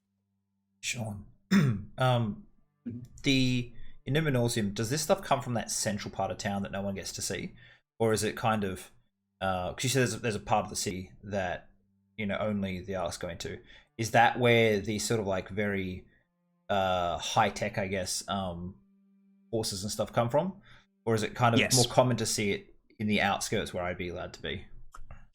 There would be for like smaller, less advanced versions of these things out in the area where you stay, but the ones like this, they come straight from the heart of Numenosium. Other things that you would notice while traveling there and back is just generally the ruined wild landscape of the whole area is littered with like broken down machines that are a lot like this, and occasionally random drones that just fly about. You always know to be wary of them because you never quite know what their original purpose was, because they're pretty much just riding out their original programming. But the controlled advanced mechs that like are actually controlled by people and can be controlled only come from the heart of Numenosium. Okay. Could I sorry to like just step in, but in my time there, could I have tried to like pick up anything that might have been useful to give to our tinkers to like reverse engineer, maybe get a new bow for Sirsha, something, anything. Yeah, anything give me cool a D20 roll. D20 roll. 18. 18, yeah, absolutely. I'd say you can get exactly that if you want a nice higher tech bow that has basically kind of like a compound bow in the sense that it can bear more weight and strike harder, and can be more advanced than the recurve bows that she practices with. All right. I'll get that and like a little tool set to like keep it all nice. Absolutely. And then I'll give it to Owen to give to her for her birthday since he missed it. And I'll like pass that to him like I'll keep it on me, and as we're sort of doing the slow tour of town, I'll open my bag in front of him and like, maybe you should you missed a birthday again, and I close it up and just hand it to him. I can always count on you, Jules. Thank you. Around. No worries. And as they're making that loop, like Benny, you would see this marvelous creature as you're kind of sitting outside of Leroy's house. Leroy's inside right now playing some cards with other miners, and just having some drinks. And there's actually quite a few of them in there. But in the black rain, you would see it's like sort of weird because it's like this celebratory thing, but it almost, with the rain going, feels like a funeral procession through town. But you would definitely be able to see it, and Ro would as well.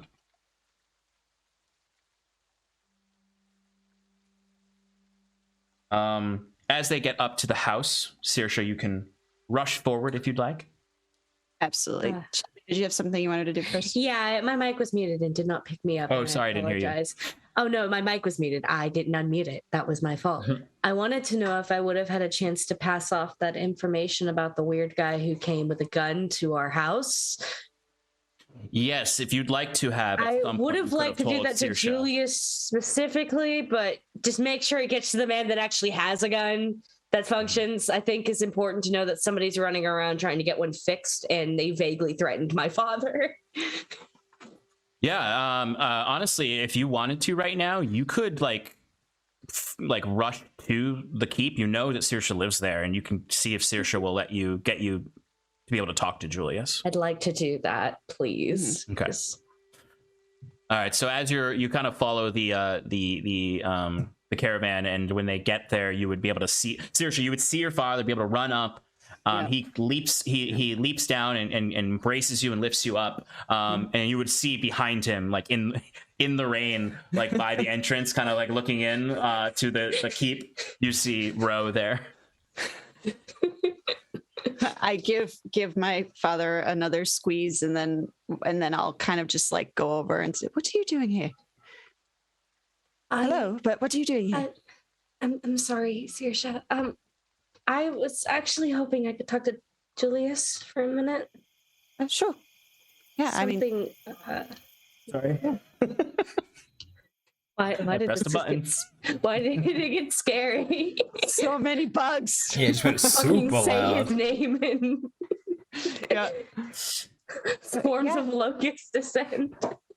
They just got back. Yeah, they just got back, so he might need a moment. But yeah, I'm sure he'll talk to you. Well, he will if I ask him to. It's important. He will if I ask him to. Okay. Ro, give me a D20 roll. Oh, okay. Concerned. 16. Okay, that's a success. So this has obviously been on your mind this whole time. That they've been gone. I'd say sometime in the 6 months, you have seen that guy around town and have been watching him. And he doesn't do a lot of sketchy stuff, but he goes everywhere. He talks to everyone. He seems to be just sort of networking around. And occasionally you've seen him at night. Yes, a clear description of him. Good. I've seen him at night, just prowling or just pretty. No, when you see him at night. This is the part that's more concerning. You've seen him watching your house at night, and you've also seen him watching the gates to the Ark's manor, and you've also seen him watching Benny's house. And generally, just over the months, you've caught him watching everyone here, basically. And I don't recognize him as somebody who's from here, do I? He's got such the way I would put it is his face is so bland that you're not sure. Gotcha. Kind of that the way they say a lot of people get away with crimes because they just have such a bland face. Yeah. And they can change it at a notice with growing a beard or shaving. But yeah, it's hard to put it. You don't know him. You don't know who he is. You don't know where he lives. You just know that he's been skulking around. Mm-hmm. I think that's enough information to get the guards to know. That sounds a good idea. So it's a little bit late at this point. It's not completely nighttime, but it's a long journey. They got back fairly late, so it is starting to slowly transition to night. You do start to hear the crickets as it is spring now, and approaching summer. And Saoirse, as you're kind of here with Ro, and you can tell Ro where to find Julius, your father does come to you and just says, "Hey kid, I got this for you." I didn't have to, and I say with a face that he absolutely had to. And I'll open it and just speechless, just I thought you'd like it. It's beautiful. Jules will teach you how to use it. It's a little bit different from what you're used to, but I already like it so much better. I give him a hug. Thank you. Why don't we go for a walk? All right. And I'll just talk about. All right. You don't want to rest first? You just got back. No. too important, and I must spend time with you. It's been too long, and I promised. And I'm going to start keeping those promises. Important. All right. Just 1 second. And I'll go and just make sure Ro knows where she's going to find Julius. And then I'll kind of just like sling the bag over my shoulder and go have a walk with my dad.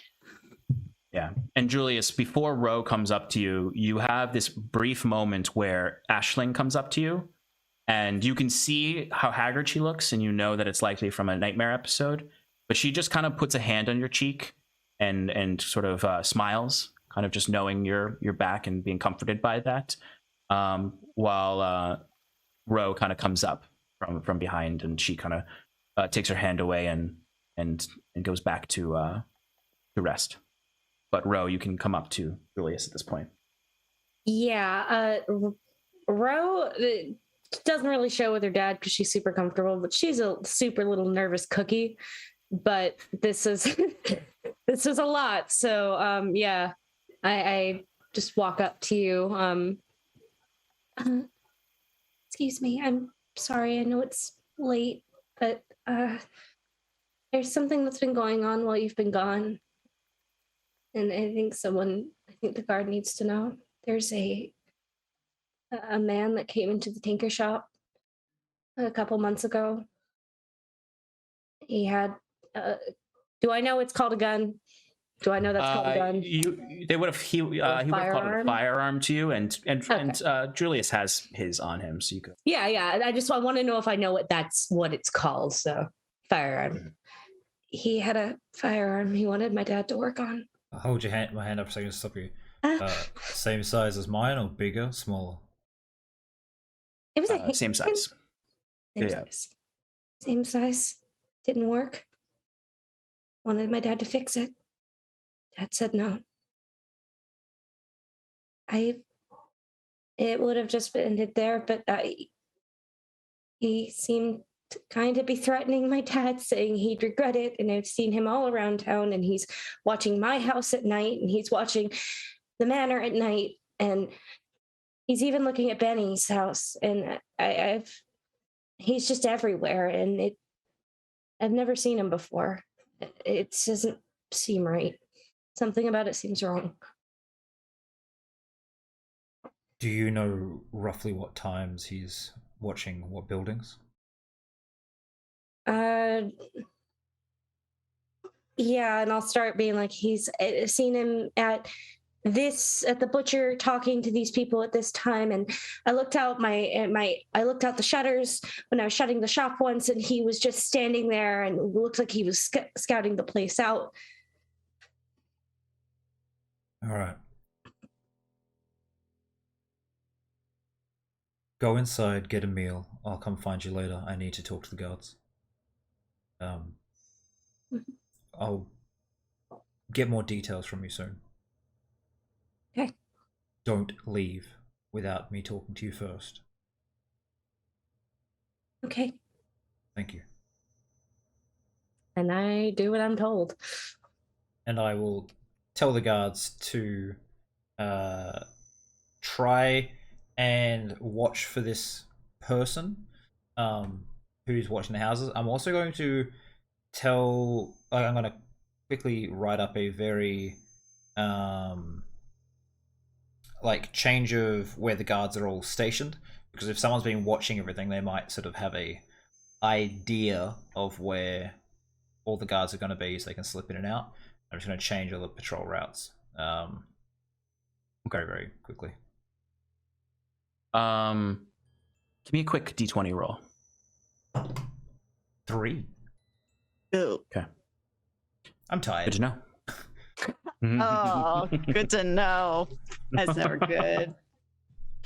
I took okay, and what are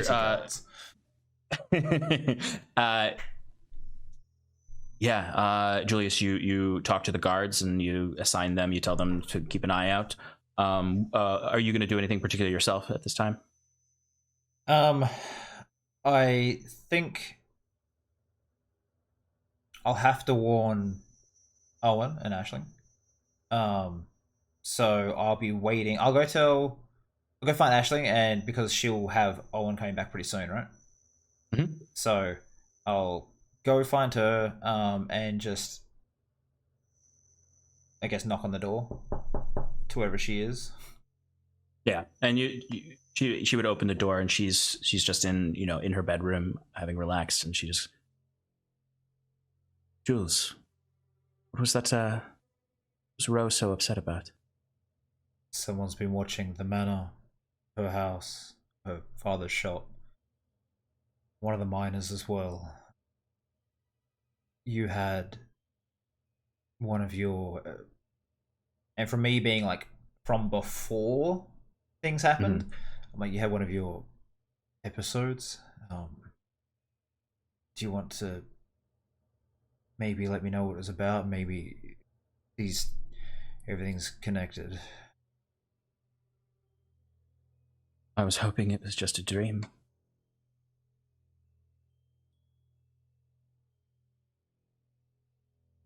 I saw him.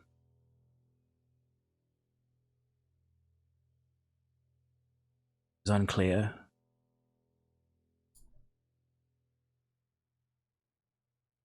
But I felt like he was here with us.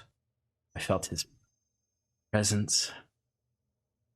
His spirit was so much more frightening than when he left. Talking about Viren? Yes. Oh, good.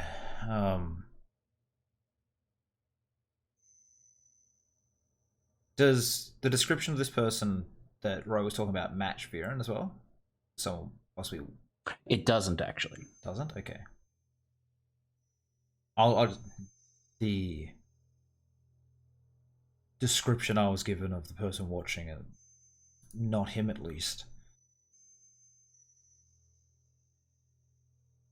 Are you okay? You seem very worried. I'm gonna reach out, I'll grab her hand. We're all friends. Just, is everything okay? Yes. I'm just glad that you and Owen are back. There's been some disruptions at the amongst the guilds. We're upset about some of our choices. I've never seen them so... Guild masters, I've never seen them so angry.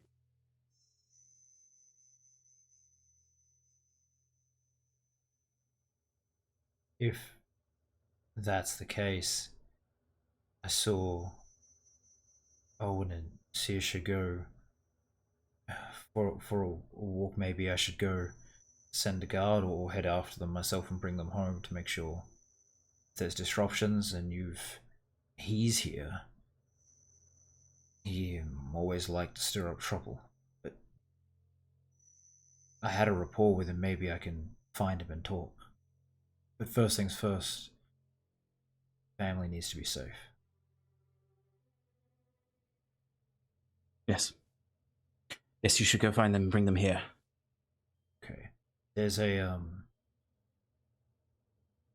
young girl, Ro, who's given us some information. She could be in danger too. Could you possibly find her and barricade yourself somewhere safe? Not too obvious, but keep everyone calm. I'll go find Owen. Yes, of course. And Ro, Aisling would find you where Jules had sent you. Hello there. You're very brave. Do we know who it is? Is it just somebody who's drifted in? We're going to find him. We'll take care of it.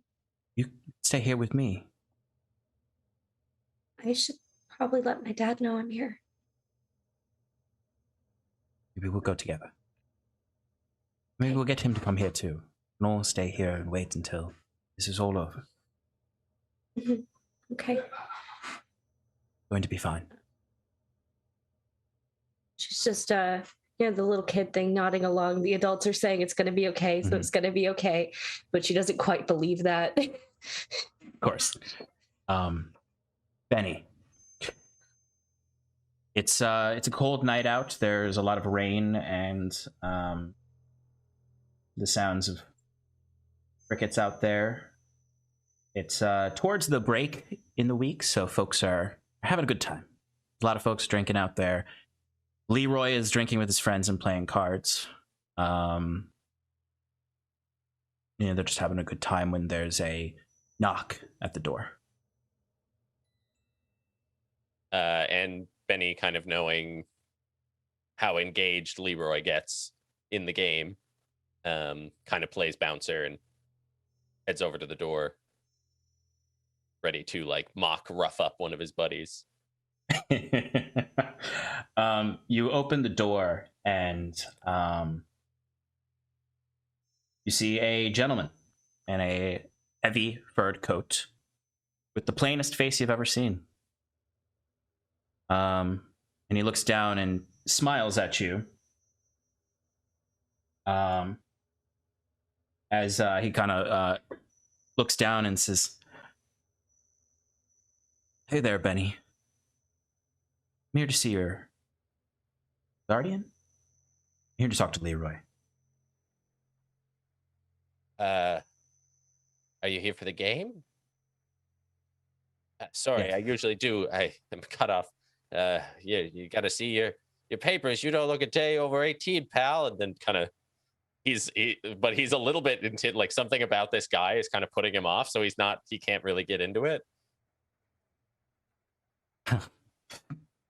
I'm here exactly for the game. That's right. Can you let me in?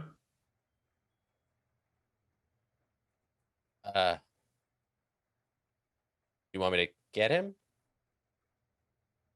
Oh, that would be perfect. Yes, could you go get Leroy? Yeah. 1 sec. And then kind of turns around and starts like heading towards the safety of the noise. And then his hand kind of like moves back to his staff. And he just says, "I'm sorry, how did you know my name? I've never, I don't think I know you." Everyone knows you, Benny. You're special. And yeah, just shivers and steps back into the next room where he sees and just kind of makes his way like over towards Leroy. Aye, Greg, you fucking idiot! I could see your bluff from across the room. That's my fucking coin. And he drags a bunch of coin across and then says, "I'm just kidding with you." And he passes half of it over to his friend, who's kind of like, "Oh, fuck you, Leroy." And yeah, Benny makes his way over and kind of like offhandedly just says, "He's 7-2 offsuit. There's someone at the door." I don't know. They knew me. I've never seen him. I don't think it's one of your, but they're looking for you. You see he kind of like counts his buddies for a moment, and then you see, even though he looks kind of drunk, you see suddenly he puts the mug down and his face gets very serious. "Benny, go hide in the back. What? Why? You don't want to open the door unless I tell you to."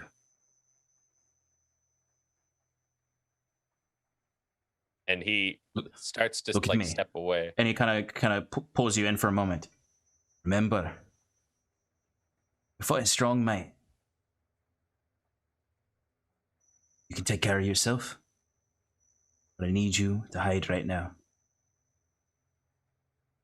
Don't open that door for anyone but me."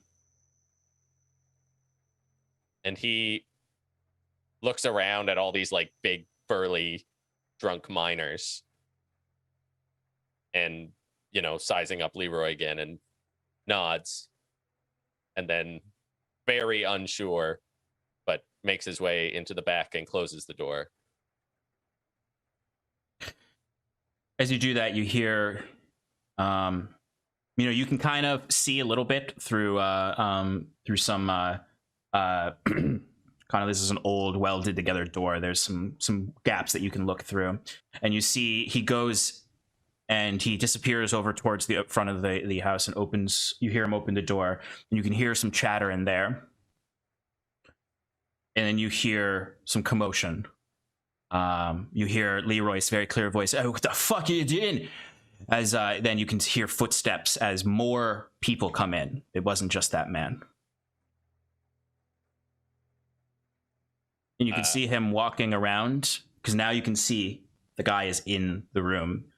The other miners hear them be like, "Oh, we don't have room at the table. Who's this fuck? Who are his friends? Leroy, what the fuck is this?" And you hear Leroy say, "I don't fucking know. What are you doing in my house? What are you doing talking to my kid? You got a fine home here, Leroy, and you got a good kid. Benny's a good kid. He's special, right? But he's someone who wants to meet him." And then you see another man steps in who has a very nice long coat with fur around the sides, just like this other guy's. He has a black beard that goes all across, kind of like Owen's, except it connects at the mustache. Very shortly cut hair that's held back like this. That's kind of completely grayed over with some strands of black in it, as opposed to the typical salt and pepper. He's a very thin man, lanky, probably around 5'8". And he's just sort of looking around the room as he's taking off gloves. "Leroy, is it? Pleasure to meet you. Viren." And he holds a hand out to shake Leroy's hand, who just smacks it out of his way. "I know who the fuck you are. Are you coming back here? What are you fucking doing around here? The Ark will kill you if he sees you." "Oh, I don't think so. I'm here to talk to you because you're respected, Leroy, amongst your peers," as he points to the drunks there. "Things are changing, Leroy. Owen can't protect you all.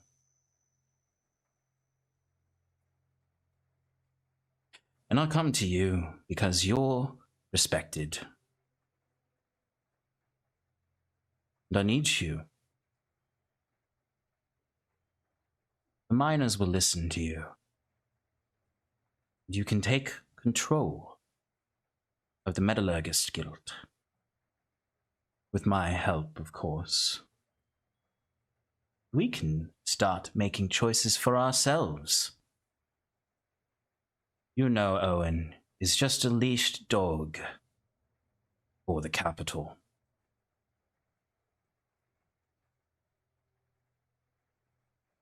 Well, at least he is not going underneath people's noses and starting trouble, bringing brother and sister against each other. Now, Viren, get the fuck out of my house. You don't belong in Tosca. You left, and you should fucking leave again before we do something about it. And you see all the other miners stand up at this. And you can hear several of them grabbing clubs or something, or knives. "Oh, Leroy, you're just like Owen. You don't want to fight, but when violence is your only option, you rush to it. Like a dying, thirsty beast." And you see he reaches into his jacket, and you see Owen kind of grabs his hand.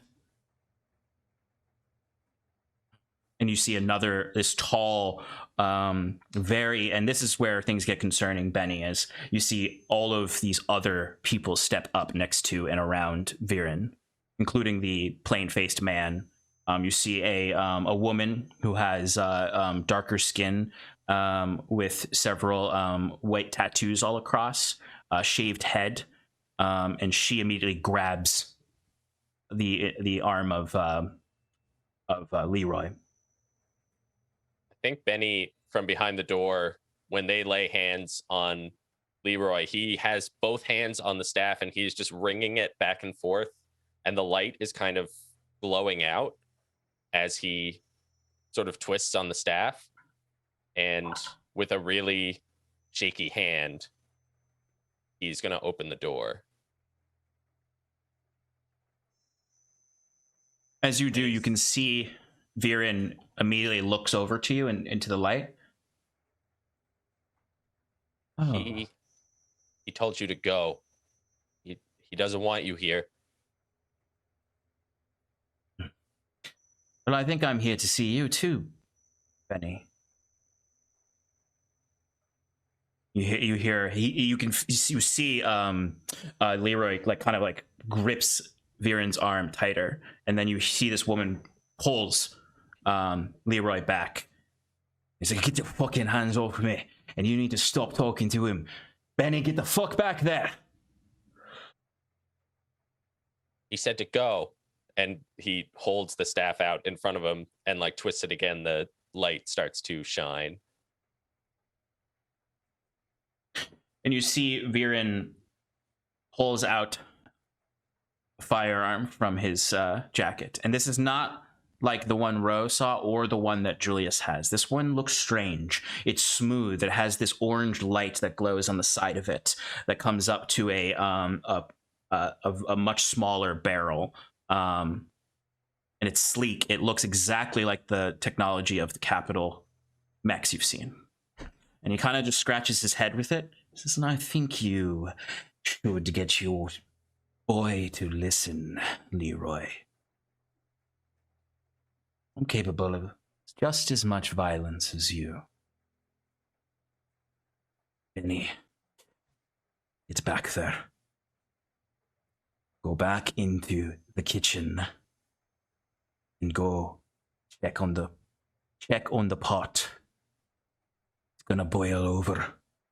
And you know that this is code that Leroy has told you to run, basically. And Benny is just like full tears in his eyes now, and he's looking at Leroy, and his hand is just like shakily. I don't think he recognizes the firearm, probably, but I think the general vibe is getting to him, and he takes a faltering step back.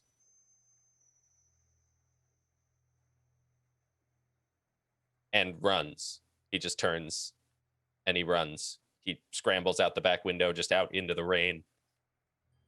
And he's just sprinting, just like the black rain pouring over him, hiding the tears. Absolutely. Cutting back to Ro with Aisling. You are walking through this rain as well, heading to your father's workshop.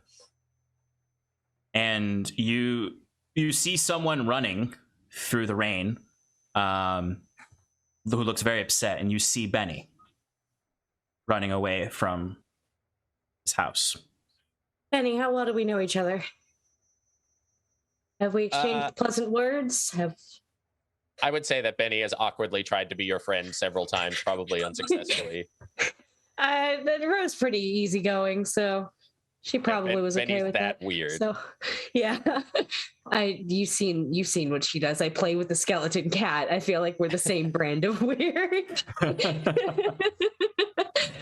But seeing that, I'll like reach out and try to like stop Benny. Like Benny. Yeah, and I think he like runs into you, like can't see anything, and just like falls into the mud. Oh no, Benny, are you okay? Come on. And I'll like try to like help you stand up. What happened? What are you doing out here? There's someone at Leroy's house, and he's what? I don't know. He told me to run, and I shouldn't have run, and I did, and now I'm afraid. I don't know what to do. I'm not ready. He told me to be ready, and he told me for what, and this was it, and I didn't do it. I look up at the adult in the situation. Yeah, you see Aisling very quickly leans down and puts her arm around Benny and kind of tries to pull him in and comfort him. No, it's not your fault. It's not your fault. You did what he told you to do. Leroy knows what he's doing. Come with us. We'll protect you, and we can check on Leroy once we're all together. And yeah, he stands up right away and kind of looking up at her and seeing who it is takes him back a little bit, and he like steps away from her, kind of afraid, and like grips the staff again. And as you're holding that staff out, you can see there's this sort of like the magic of your staff and you resonates with her, and you can see her eyes have this glow to them, this calming, empathic glow. It almost like it looks like the reflection of light in animal eyes. It looks like that behind her pupils. And you can almost feel yourself calming down with that. It's going to be okay, Benny. We'll take care of you and Leroy. Just come with us. And he nods. And Should we tell guards? Let's get your father first, and then we can find one of the guards. Okay. She rushes, speed walks you through the rain to get to your father's. And you get about, I'd say, a block from it, and Ro, you see the door is kicked open. I start running. No. You hear Ashley says, no, wait. And I am screaming my dad. Yeah. I'm just yelling dad. Benny, you see Aisling starts to rush after Ro. And Ro, you definitely get there before they catch you. And it's dark in there. The shop is busted up. A lot of stuff's gone. You can just see kind of the light in the back office, you just see kind of sparks from the machinery that kind of light the space up. And you can see just sort of the really dim red light of the furnace in there. As you slowly step up to it, you can see your father's body there.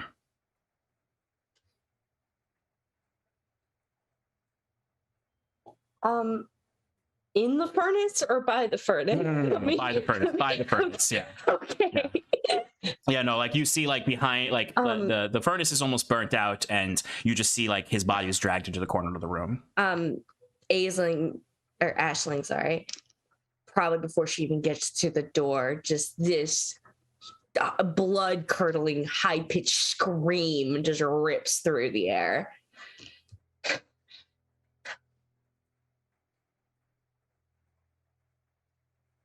Benny and Aisling, you would hear that right as you get inside, and you can see that the place has been roughed up.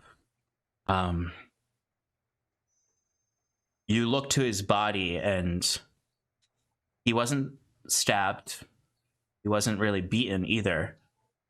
There's a really succinct burn in the center of his chest and an open wound there that looks like it just cut right into his heart. You can see his goggles are broken to the side. And he just has this look on his face, this lifeless look, but you almost like you're waiting for him to smile at you.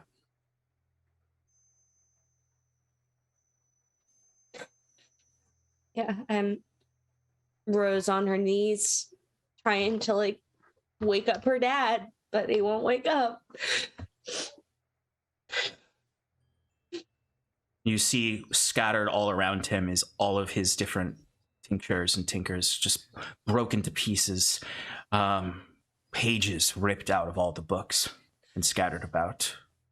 The door of his closet where he keeps things is ripped open, and everything is pulled out from the shelves onto the ground. Is the box with the golden heart gone? You know where it is. So you can go and look for it. It was hidden, and he did show you where he hid it. So go ahead and give me a D20 roll. That's a 10. Sorry, my dice are a little faded on their gold. Okay, so that's difficult choice. So your options are you find the box, but you make a lot of noise, and someone hears you outside and comes in, or you don't find the box and everything stays quiet. I would have been looking. I would have wanted to find the box. I absolutely was not being quiet. Yeah.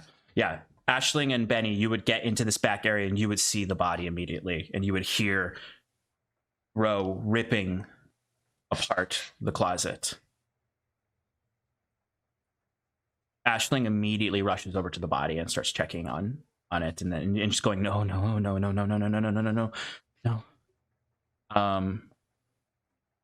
And you see Benny, you can see she's trying to do something magical with the body. And he wants to see what she's doing. Like there's a part of him that just wants so badly to know what that is, but seeing all of this, he is also just no.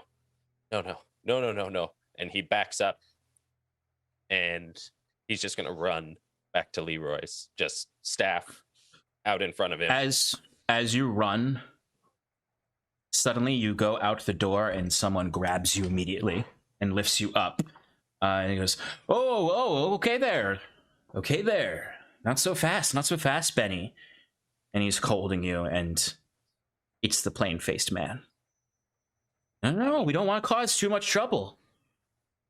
I'm going to try to swing up and just blast him. Go for it. And while he's rolling that, inside, Ro, you do find the box. Your father's ability to hide it was successful. They didn't find it. You think for a moment it might be why he's dead now. Open it up, and the heart is there. I just hold it because I know what that meant to my dad. So you feel the warmth radiating from it. This pleasant smell of cinnamon, all reminding you of that lovely day and that trip to the coast. All as your father thought, what a bright, brilliant mind you have.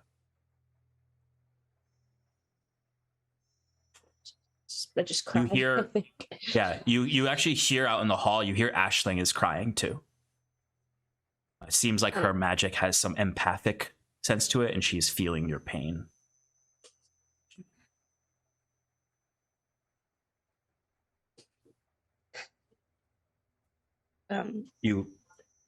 She looks up and she's crying almost the exact way you are, and she looks to you and says, I'm so sorry.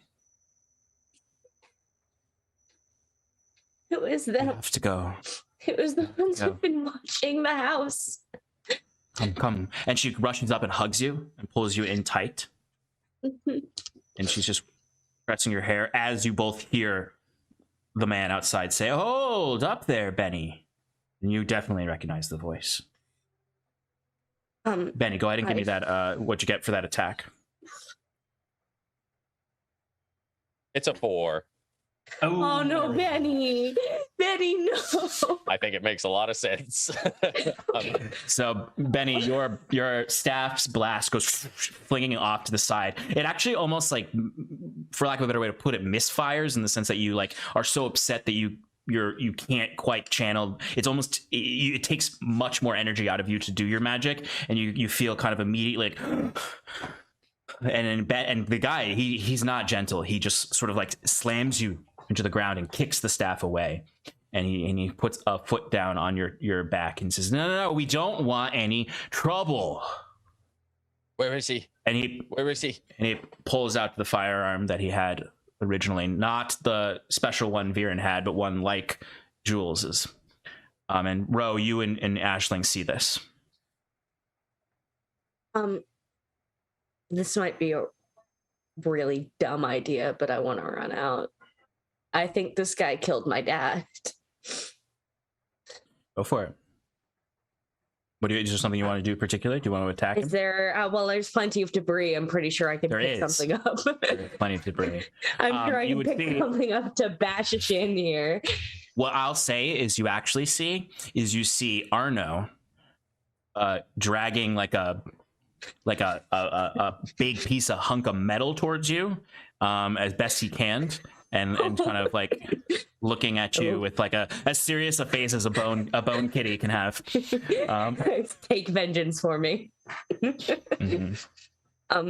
Yeah, I like to try and bust this guy's fucking knee, please. Go for it. Go, give me an attack roll. Just a flat D20, right? Yep. Quest is about fate. 20. Natural 20? Well, I guess it would be. Triumph. All right. Before I conclude that kind of what happens there, what exactly do you do? This is the best possible outcome with whatever you're trying to do right now.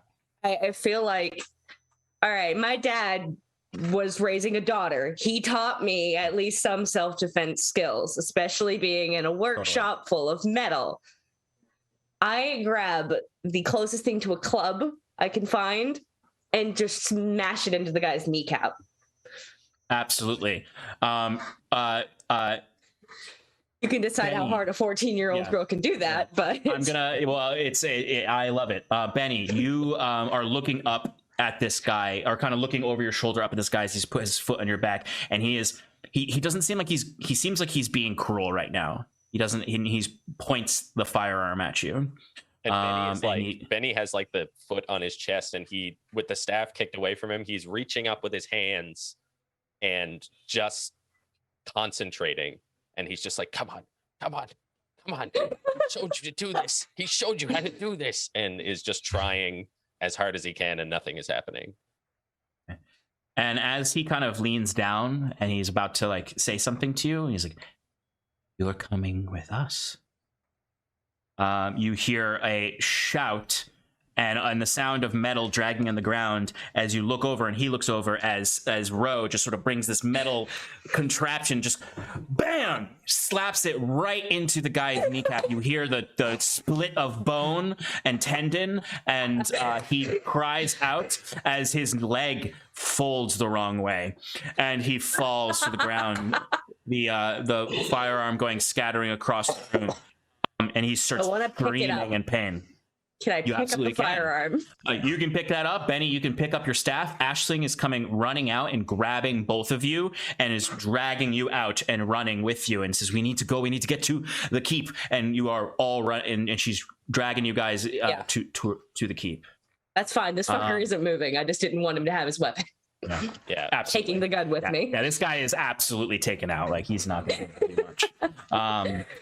Yeah, Benny is fighting the whole way, like screaming for Leroy, but yeah, easily, obviously overpowered. Yeah. Seriously. Yeah. Oh God, Shannon. I'll be fine. It's fine. You are on a walk with your father while all this is happening. Yep. You are walking kind of in the you're in the outer area of the town while they're all in the inner area. You're kind of walking amongst the area where there's not as much buildings and more like these twisted trees that grow here.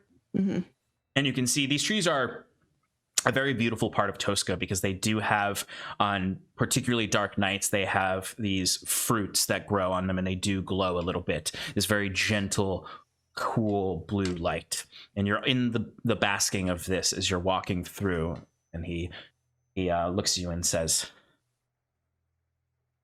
I'm sorry for missing your birthday again. I know you are. I know. There's a lot going on that I need you to know about. Right. You've never left Oscar. You've not seen the world out there. And I want you to. I need you to. There are very dangerous people out there that don't have our interest in mind.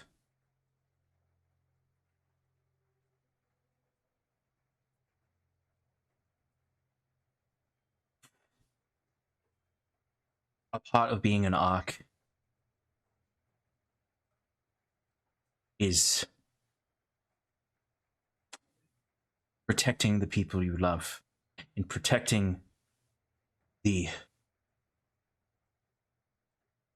interests of the people you're in charge of. The guilds, the workers, all of Tosca. We were still scraping a town together when you were born. And we've worked so hard for this. You are going to inherit it. I'll be proud to. Look what you've built. You should be proud. Part of leadership is doubt. Every day you'll think you've done something wrong, hurt someone, upset someone,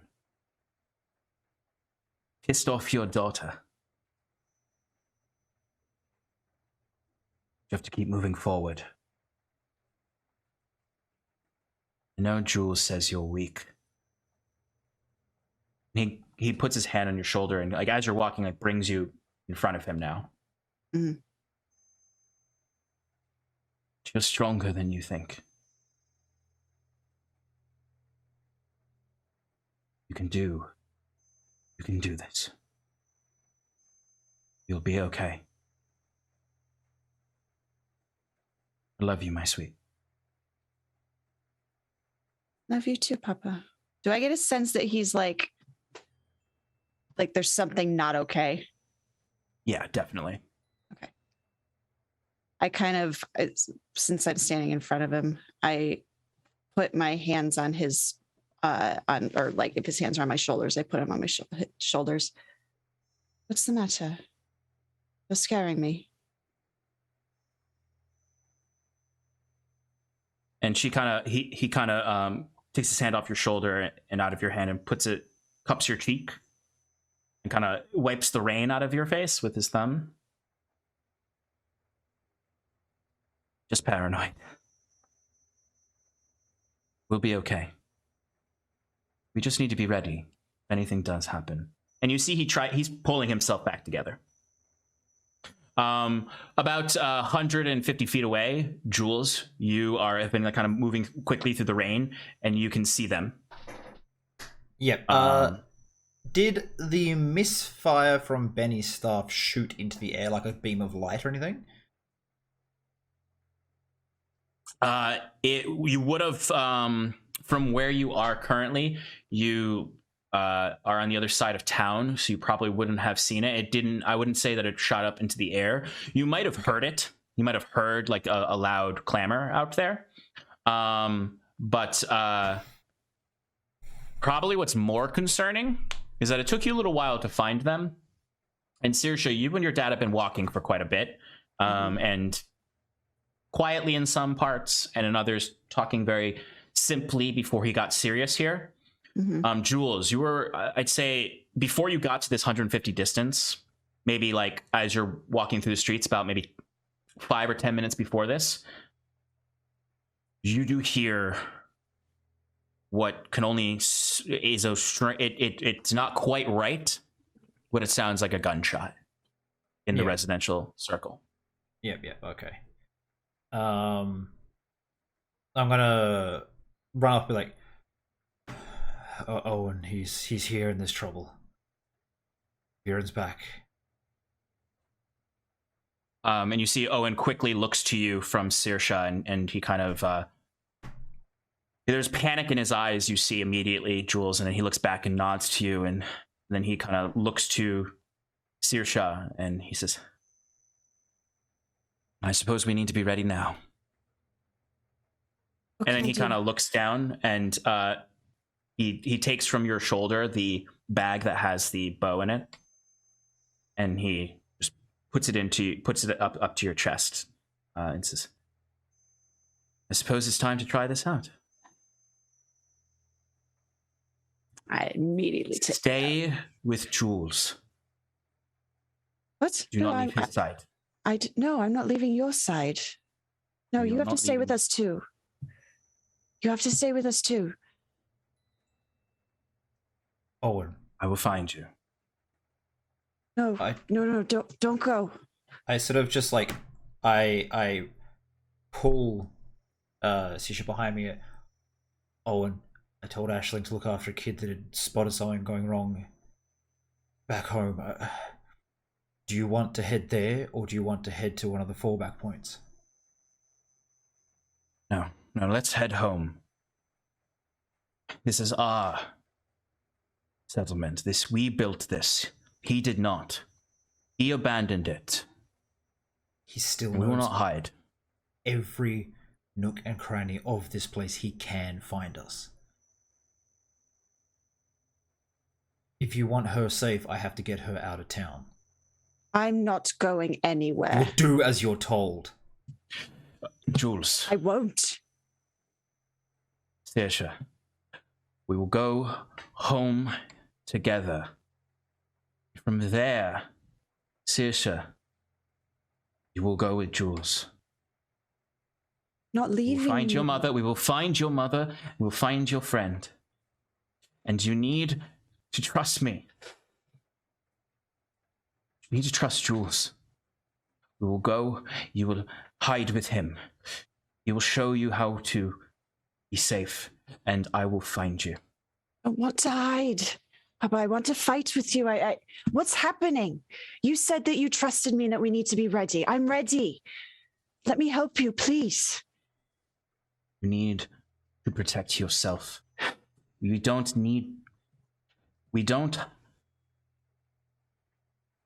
You're going to fight. You need to know that you can do it. You need to know your enemy. You need to know that you're doing it for the right reasons. So, this bow that Jules got for you, it's for you to take care of yourself. Love you, my sweet. Let's go. Okay. I'm gonna like just hold the bow and have an arrow knocked in it. And I'm kind of just like coming out from behind Jules. Like I am not letting how scared I actually am show. I'm like trying to like stand up straight and assume an aura of bravery and future leadership. I'm going to continually put Saoirse sort of like behind us. Like I'm always going to be between her and any sort of open alley, anything like that, where myself and Owen have had to fight, for 20 years before this place was set up. We know how to move as a team, and she kind of keeps just getting in the way, and I'm constantly just pushing her aside a little bit, moving her around, and let me walk next to him. Yeah. So I'll just be on guard with knife and pistol in hand. Absolutely. So, Ro, Benny, and Aisling get to the keep. When you get there, she brings you all inside. Benny, you've never been here. Ro, you've been here a few times. It's gorgeous. It's still kind of scrapped together, but like it's a proper home. It's not a welded together warehouse. And she kind of immediately gets you all some dry clothes and dry towels, and then looks to you, Benny, and says, "We can send a guard to go check on your father. You need to stay here with us." It was my moment. It was the thing he was preparing me, and I ran. He told you to. He had your interest, your safety in mind. You did what you had to. I never listened to him before. He always told me to do one thing, and I do the opposite. And then this time I listened to him, and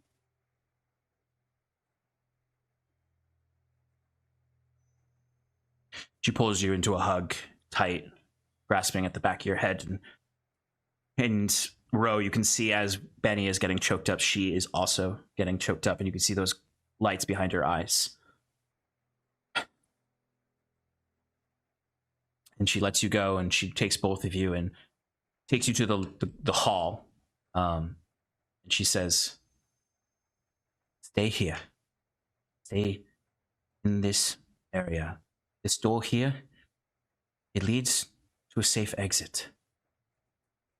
If you need to do anything, go that way. I'm going to go find the guards. I'm going to send them to check on your father. I'm going to send them to secure your father's workshop. We'll find who did this, and they will not get away with it. You're safe here." I think Ro is honestly in such a state of shock after everything. It's finally sinking in. The adrenaline's worn down. So she just kind of blankly nods, but it's clear she's not processing any of this information. She's just kind of going through the motions of responding. Yeah, and you see Aisling goes out to the hallway, and you see she's talking to a guard there. And that guard comes in to stay with you two to protect you. You see he has a sword and a crossbow. He, you've probably seen him around town. You don't know who he is, but he's he's got this ginger beard and kind of these pockmarked face. Probably had a lot of acne as a teen. He looks like my brother. Thanks. That's all I can say now. He's very Ed Sheeran, but strong, not a small folk singer. But he is just kind of like awkwardly watching you two, like unsure how to deal with two sad children, and just kind of staying by the door that he's keeping closed to the hall. Are there windows?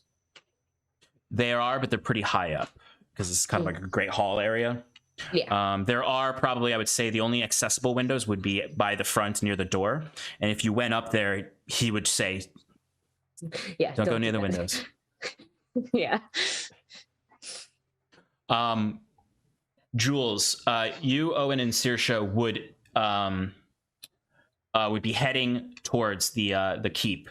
The streets are eerily quiet. People are staying in their houses. Maybe it's because they heard the gunshot like you did, but it's for the weekend, so to speak, when people are having a good time, it's very quiet.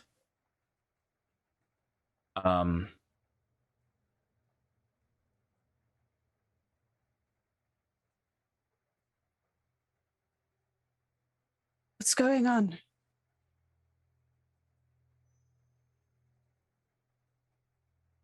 It's here where you hear a noise a block over through an alley that sounds like mechanical parts grinding against each other. And you hear it. All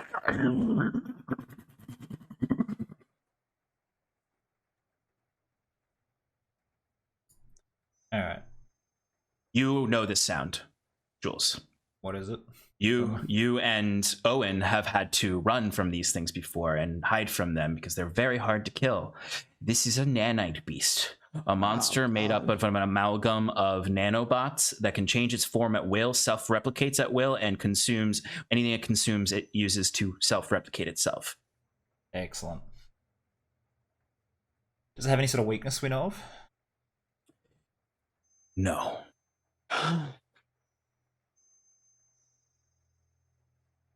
Excellent. The only weakness it has, I guess the only weakness it has is that it loses focus pretty quickly. It can be easily distracted if there's that's probably its only weakness. Most of the time when you had to deal with them, the way you did it is you hid and made a distraction somehow and ran. Okay.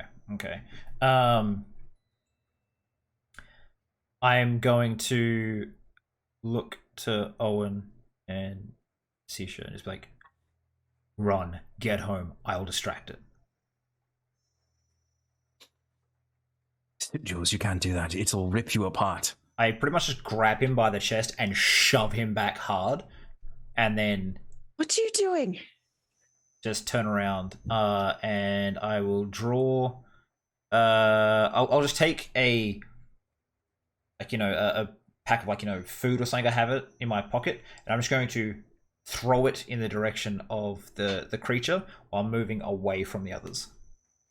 Okay, so you're throwing it towards us so that you guys can split up, and hopefully it'll get confused. Yeah, it'll hear me, look at me as I'm moving away from them.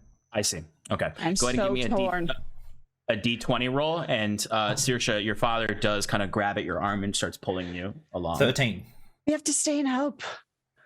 No, we have to go. Let's go now. And he kind of grabs your shoulders and pulls you. And if you try to twist and turn to look back, he just tries to bring you in to him so you can't look, because he thinks Jules is going to die. Like, he definitely thinks Jules is going to die.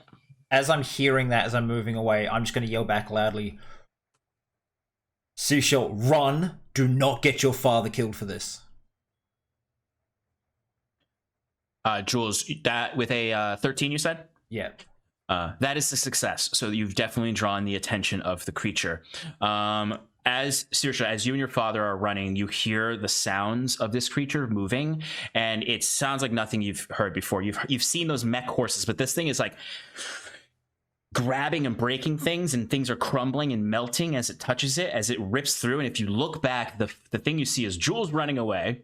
And then this horrifying amalgam of twisting tiny metal pieces in a swarm come barreling out. It's currently in the shape of a like 6-legged wolf, essentially, with no discernible wolf features, just sort of the most basic shape a wolf could be, as it is just immediately galloping towards him with several tentacles of mechanical parts coming off the back. This is actually a good way to put it. It looks like a displacer beast, but made up of nanobots.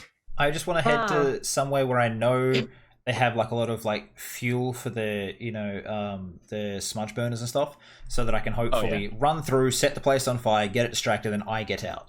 So wherever they have that, I want to set this thing on fire, hopefully make it swarm smaller. I don't imagine it can eat energy. They would get burnt at least. No, it eats it has to eat. Yeah, so fire, electricity are pretty much like the best way to harm it, but you don't necessarily guarantee a kill. Okay. Exactly. So yes, that's my plan. So give me a D20 roll, and while you're doing that, we're going to cut back to Ro and Benny and Aisling. Thank you. Excellent. You're going to be successful with that. We'll get to the description of it in a moment. Ro and Benny. To the fireworks factory. Exactly, the steam factory from Terminator. Ro and Benny, you hear footsteps in the hallway outside of the Great Hall. Does the guard seem distressed? No. Okay. In fact, you see him turn around and open the door and step aside. As you can see, Benny, you would recognize the tall, bald-headed woman, and she comes in and she's holding Aisling, who's struggling by the arms. I have the gun. Is it loaded? If I like checked the clip. I've got a little bit. I had a little bit of time sitting here that I could have been fiddling with it. So the man never fixed it. He was just using it to threaten people with. Well, that's exactly what I'm gonna do, because I'm 14, and that's my best plan. So I stand up in front of Benny and I fucking point the gun. So trying to remember, I guess, how I maybe saw Julius doing it at some point. Mm-hmm. They all walk in, and you see Benny. You see Viren step in with that gun that he has at his side. Now, children, there's no need to be frightened. We're here to save you and fix everything. You hear Aisling struggling, and he's like, Viren, you bastard, don't hurt them, we will. And he's just like, please. Beloved sister, don't. You know why I'm here. Owen will be here any moment. Let's all relax. Put the gun away, darling. I don't. As he starts walking towards you. Yeah, no, I don't. I'm in a mix of fucking frozen in fear because shit, there's a lot more people and like childish conviction. Like I can stand up to them, but I'm clearly like shaking in my boots. And the door to escape, is that behind us, or is that where they're coming in? It is behind you. No, they're coming from ahead of you, so you could run away at this point. I think, yeah, Benny will turn to Ro and just say, just go. Pot's boiling over. Go. And I'm not going by myself. And he takes the staff and just like swings it up over his head and is going to slam it down on the ground. And I'm going to use Magic Strike. Oh, yeah. Can you read the description of that for me? Yes. Right? Yes. You must be holding a pointed object like a wand, staff, or sword to use this spell. You use it to shoot a shimmering missile of force in a straight line at a target you can see, dealing 2 damage. I'm going to. Does it cost AP? This one doesn't, but I'm going to spend 2 AP to overload the missile, which increases its damage to 4 and hits the target automatically without rolling. Perfect. That's why I was asking about the AP, because AP cost things don't require a roll. Okay. So you fire it off, you overcharge it. What does it look like when this magic missile hits Viren? So I think he swings the staff down and it hits the ground, and a big piece of the crystal on the top of it, or that stone, cracks off and just shoots out into the next room and just collides with his chest and detonates. Excellent. Just like this big sunlight explosion.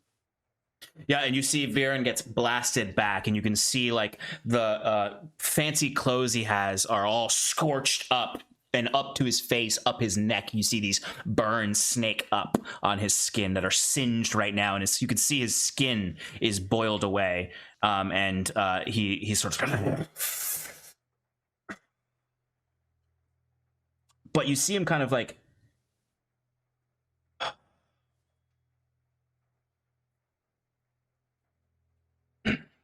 and stands up. Kind of, you see his moment of him like breathing and calming himself. Very gifted boy. As he stands up and he nods, and several of the guards come chasing after you too. I wanted to say, when he like does that very gifted boy, I wanted to grab Benny's hand and take him with me so he could run. Like, I don't know, it seems like a pretty good time to run when the bad guy has been stunned. Yeah, I think it does look like Benny is going to stand there and just like fight to the death, but as always, very easily overpowered. And I just you grab your hand and I run. Yeah, the last thing you see is Aisling actually break free from this, and she holds her hand up, and you can see this burst of magic shoots out and hits one of the 2 guards. They're chasing after you, and he goes stumbling to the ground. At the very moment you see that, though, you look back and you see one of the other guards comes up and stabs her in the side, and then grabs her and pulls her down. And she's not dead, but they immediately cripple her and pull her in. As you close that door behind you, and you hear it like automatically lock, and you can hear the guard on the other side pulling on it and pulling on it and pulling on it. As far as you can tell, though, you're safe. You're in a very strange dark tunnel that seems to go down to the basement. At this time, Saoirse, you and your father get to the front of the keep. Mm-hmm. The gate is open. The bridge is dropped down. There's no guards at the entrance. Okay. As we're running, and I'll just like kind of like pull on his arm and just say, wait, what is going on? I need you to tell me what's happening. What is Viren doing here?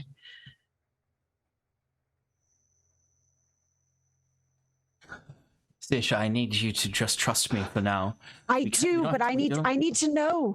We don't have time.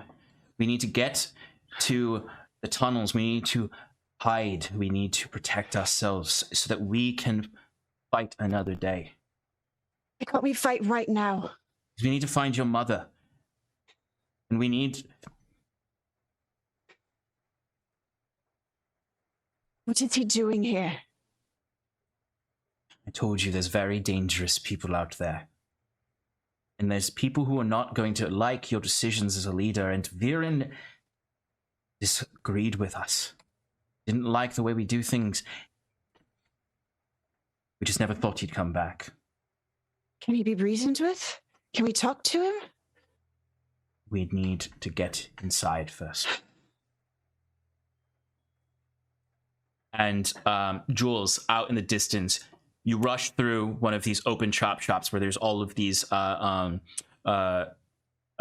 pots, and you can very easily, there's configurations on them, and you can kind of rush through and just start changing them all up to maximum and start to billow out that smoke and flame as you're running through, as this creature's chasing you. Can I, So usually wild attack's meant to be sort of used with a weapon, but I'm hoping, and it doesn't usually cost any, was it AP, right? So can I use a couple points to kind of sit there and I want to like leak any fuel on the floor, get all these things burning, and then sit there with a torch in hand, wait for this thing to come in. Now I'm probably going to get fucked up a little bit, and then just detonate the whole place. Well, I'm going to try to run as well, but this has on a 20 you do quadruple damage, 11 to 19 you deal double damage, 6 to 10 you deal double damage, but the enemy gets to hit you. 2 to 5 I completely whiff it and the enemy gets to hit me, and on a 1 just it says your weapon breaks, and I don't know what that's going to mean for this. I imagine it'll be very bad for me. Yeah, so what I'll do is, especially because you're spending action points for this, I would say I'll let you do that roll with advantage for the outcome. Okay. But absolutely go for it. 15 and 15. All right. So just as it says, it goes off. You're standing there with the torch. You can see fuel is leaking out of the smudge pots. They're over burning. And I mean, basically, you just created a giant room of grenade shrapnel and fuel all over the floor. Like it's gonna rip this thing up pretty bad. You can see it break. You see it down the lane as it comes in, and it's just sort of like walking towards you slowly. At this point, you can tell it's preparing to pounce at you. And you can drop that torch. Yep. All right. So yeah, I just kind of wait for it to like start, if it's gonna like pounce over the fuel, and I'll just I want that thing to be in the fire as best as possible. Yeah, as it jumps and leaps in, you drop the torch, and you can see the fire immediately rushes forward towards it and up to all of these overcharged smudge pots, and you start running, I imagine. But there is a massive explosion that happens here as all of these contained pots of fuel explode, sending shrapnel flying all over, ripping through this creature, and you're probably going to take some damage from it. What is the damage that it would do with that 15? Just double damage. So whatever it's like, right, so whatever you would have an explosion usually do, just double it. Cool. All right. So because you're running and because you rolled so well, you're gonna take 5 points of damage. Yep. As you can feel that twinge of a shard of metal hits you right in the back, and you can feel the heat burning at your back and singeing your hair a bit, and you can feel your skin kind of getting irritated and burnt. But you make it out, smoldering and with some shrapnel in your back, but alive. As you can hear the creature wounded in there and struggling to maneuver through the thick black smoke that is billowing out of this now. I will push myself, even if it's going to hurt me a bit, just to get far enough away that it's not going to pick me up again and come straight for me. And then I'm going to pretty much just real quick as I'm walking, I'm just trying to like, maybe not remove the shrapnel, but bind it so that it's not going to bleed anymore and cause any more damage. I'm going to get my way to that keep. Yeah, you can absolutely do that. Saoirse, when you enter the keep with your father, you both notice that something's not right. He says to you, he just goes like this and points to the side, essentially telling you, wait right there.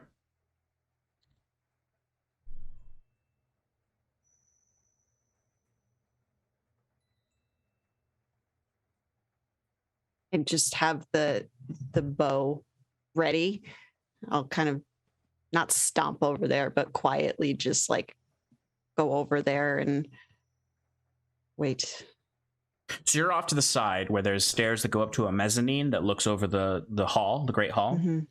And he steps into the Great Hall. So if you wanted to, you could crawl up. Well, as soon as he steps into the Great Hall, I was gonna sneakily follow him. You could do that as well. Yeah, I want to do that. I would say, yeah. So he steps in, and you kind of step to the doorway. Mm-hmm. And he's walking in, and you're watching him walk in, and you see out of the shadow comes an arm holding out a gun at his head. Oh no. As that happens, you would hear in the hall to your right, like the footsteps of someone walking into the area, and you can see there's just one of these thugs there, and they see you. Great. I turn around, shoot him. Give me an attack roll. Oh, it's a 3. 3. Okay. You don't know how to shoot this kind of bow, and Nope. you struggle with it. And as you're pulling back, you let go too early because it's kind of like a compound bow, so it's heavier than you're used to at first. Yep. And it just shoots into the ground, and he comes rushing up towards you and grabs you. And lifts you up as you're struggling, as he kind of is just holding you now and drags you into the room. As you then can now see in the dark to the right, you can see Uncle Viren holding this gun up to your father. What are you doing? You see the guy holding you immediately grabs at your face to quiet you.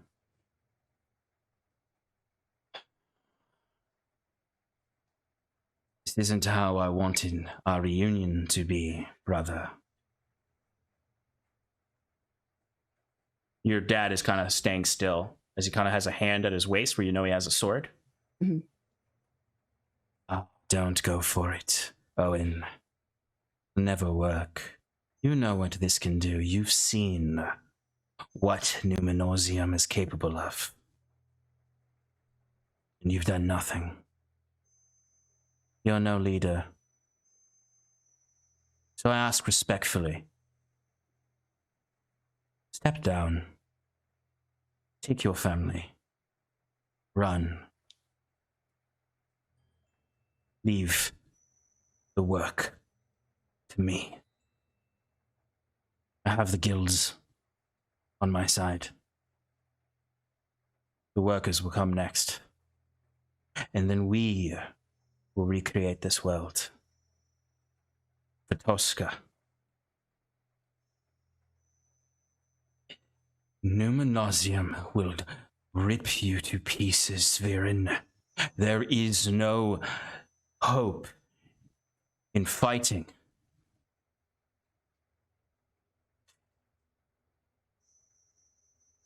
You can't do this. I'm struggling this whole time trying to break free. Jules, I'd say you get to the front of the keep at this point, and you can tell there's no guards. You can tell there's trouble. Okay. How long is it going to take me to get to the Great Hall, just out of curiosity? Not too long. It'll probably take you a couple minutes to get up the steps and through the front courtyard into the hall. Okay. I'll just keep on my way. So I'll slow down and move carefully. Okay.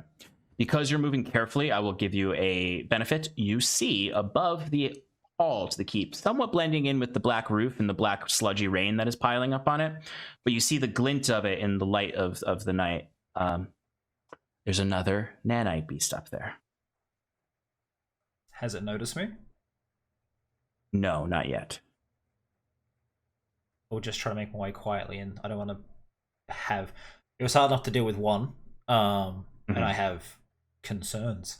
So, yeah, just sneak past. Owen, there's no future without the fight.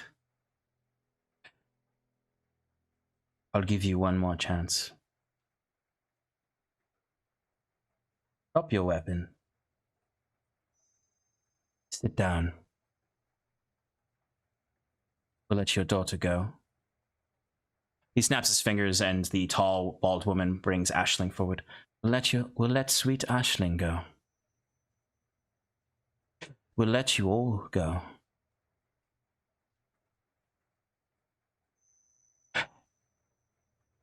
And Tosca will be better for it.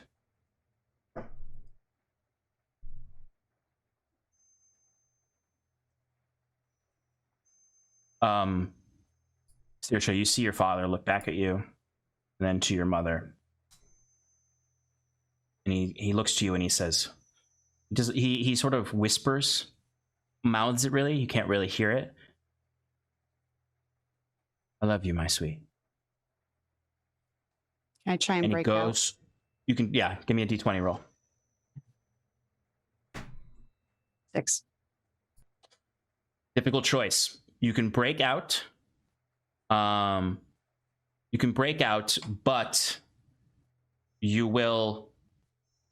The guy holding you will kick the back of your leg, and you'll go tumbling down, and you'll be not broken or anything, but you'll be pretty hurt.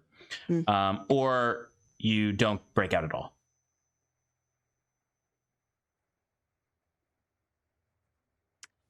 Yeah, I'll break out. Okay. So he immediately kicks the back of your leg, and you go tumbling down. At the exact same time, you see your father immediately bring his sword out and goes to cut at Viren's throat. He says, "I should have done this a long time ago." And Viren just shoots. There's immediately this orange beam of light that just moves faster than anything you've ever seen. As it just cuts through your father's chest as he's holding the sword up.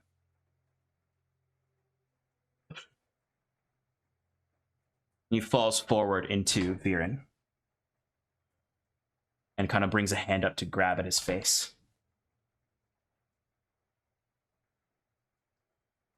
And Viren kind of looks numbly past him to you. As your father whispers something to him. And he kind of looks over to him, slumped on his shoulder, and then brings his shoulder back so that as your father falls to the ground. Your mother screams and tries to pull her way out. As you can, on blood-curdling scream, Jules, you hear that outside.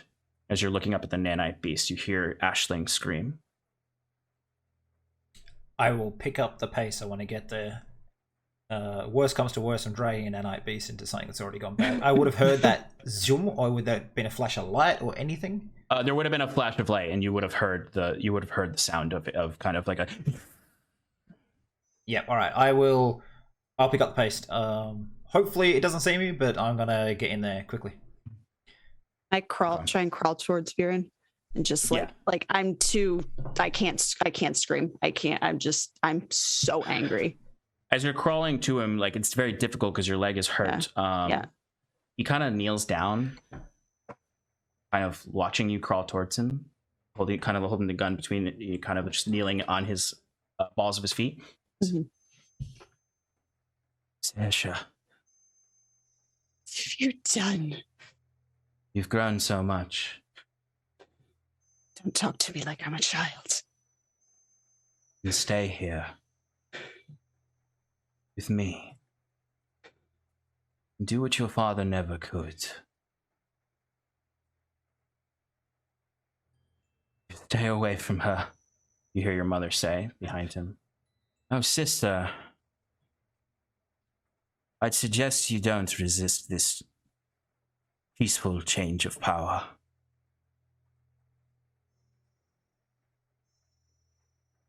Jules, you rush up and you can hear the nanite beast start clamoring down. And you rush in, you can see there's the vestibule hall, and you can see through easily. You can see Viren kneeling down. You can see Owen's body behind him. You can see Saoirse injured, looking up at him on the ground. What do you do? There's still the guy at the door, which had grabbed her before, right? Well, he's inside now with them. Yeah, how close is he? I'd say he's on the left side of the room, about 10 feet into the room, while they're about 15, 20 feet into the room. Okay. Again, I had my handgun and like short sword, long knife drawn. So I'm going to enter the room and I want to slash out the guy's legs who's closest to me, and I then step aside. So if that thing is following, hopefully it goes for the mewling man on the floor and not for me. And then I'll address Viren. Okay. Give me a D20 roll. I'll give you advantage because you haven't been found by them, only by the beast. Oh, 18. I'm rolling really well. Yeah, absolutely. You go in and you slice at the back of this guy's legs. You see that one leg just half falls off and he collapses to the ground screaming. As Viren just sort of slowly looks up, and you can see Viren has these burns all up his neck. You don't know where these came from. They're fresh. Oh, the old dog. Vir, why? How much did Owen tell you?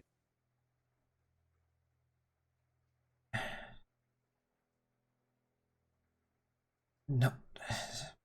I just kind of stumbled toward. You know. I can see it on your face. You know what we face. We would never escape from the heel of Numenosium. We would always be slaves to them. Owen led. This is not the way to do it. How could you? He's your brother. We loved you. How could you do this? You forsake me. Never.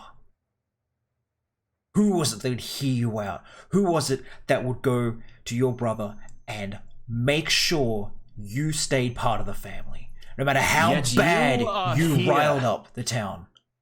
When I left, when I was exiled, when your beloved Owen... I walked the radiated fields of the wilds all the way alone to Numenosium. Survived the drones, all those creatures out there.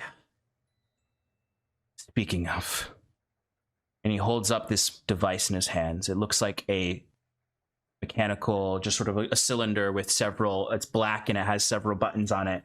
And he presses it and there's sort of this ringing noise that resonates. And then you see that nanite beast walks slowly into the room. I survived. While you sat here with Owen and Ashling. Doing what? Training a child to never fight, to cower at the sights of the glittering towers. You've not seen beyond the vestibule into the streets of Numenosium, where their towers float in the sky, and they're rich and fat, and have all the food and wealth and technology. It's from the world before, but better. And we scramble amongst the black smoke and the black rain. For what? For what, Julius? As he's monologuing, can I try and get his gun? You could try. I would like to try. you have disadvantage for sure. And if she happens to look at me, I'm just gonna roll. I'm just gonna shake my head. But to him, hopefully, it looks like I'm shaking my head at what he's saying. But trying to signal to you, like, do not do that. That's real dangerous. 11. What'd you get? Okay. So you get the gun. You rush up and get the gun. Awesome. Like, it's in your hands. You can't stand up. And Viren kind of, like, when you grab it from his hands, he goes like this. Yeah. Ooh. And he kind of gives it like a little, like, oops face to you. Uh-huh. And then he grabs your hand and holds the gun up to his head. Are you braver than your father, child?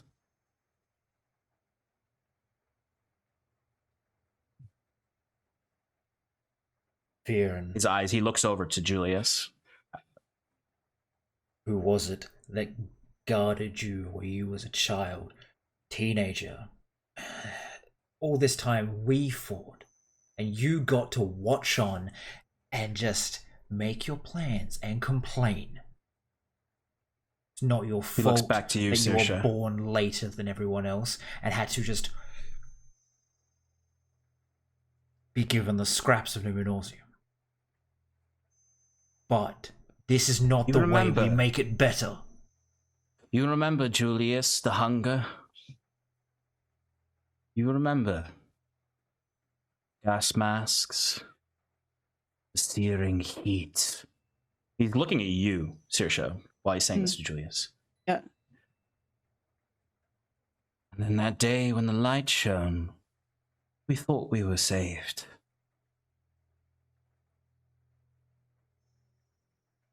Do it, child. I Get it over remember with. giving a boy I loved my food so he could eat. Where is he now? Murderer. You are doing exactly what Numenosium wants, keeping us weak. Let her go. Saoirse, you see he puts his hands on the gun. Yeah. And just gently starts to fold your hand off of it, taking it back. I let him.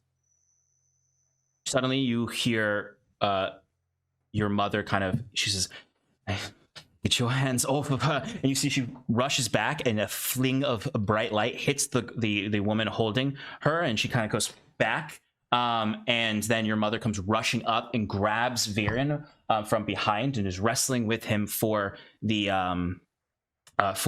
gun before you would and Jules, you have a moment to do something here too. I'm actually going to run between Saoirse and the struggling pair, pushing her back, and then I'm going to try to grab Viren to aid, because I don't want to put my weapon away in case something happens before I get there, but I want to try to drag him back so that she can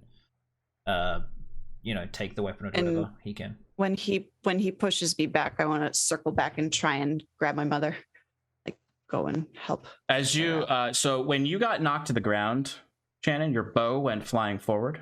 And as you go up to grab your mother, you see Jules grabs Viren and tries to pull him off of your mother. Jules, you see Ashlyn kind of looking to you from in front of Viren as she's trying to get the gun out of his hands, and then you see her face go. You hear an arrow fire into her back. No. The bald-headed woman fired at your mother. She goes slumping down. Before Viren has complete control, in that just split second that someone trained would do, I just snap the gun up, punch it out, and fire at the bald woman. Give me a D20 roll. 18 again. I'm getting this is done. Oh. Nice. All right, you fire it off, and it hits her, and you see she goes flinging back and falls to the ground, dropping the bow. Viren, you see Viren looks you in the eyes at this, and he presses a button on that black device, and a resonant sound changes. And you look, and you can see that nanite beast. I put the gun down to the side of his head as I we.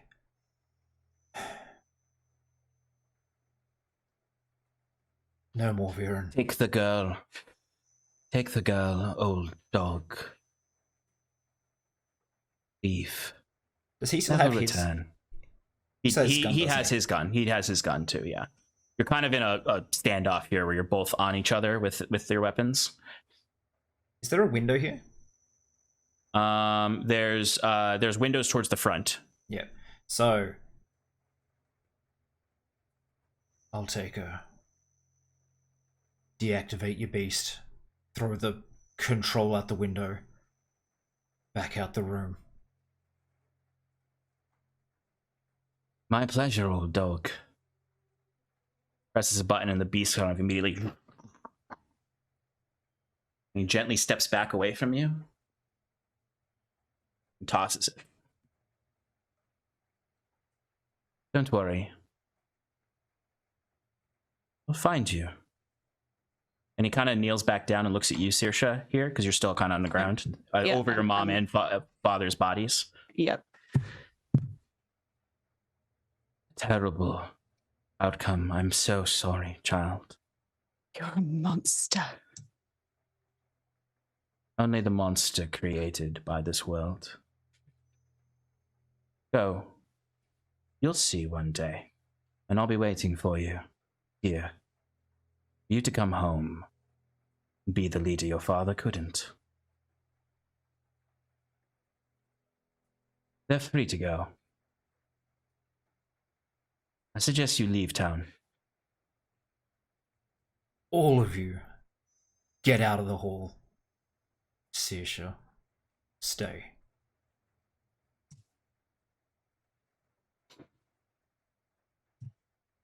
I don't expect to find you here when I return. We'll be gone in an hour. Just give us an hour.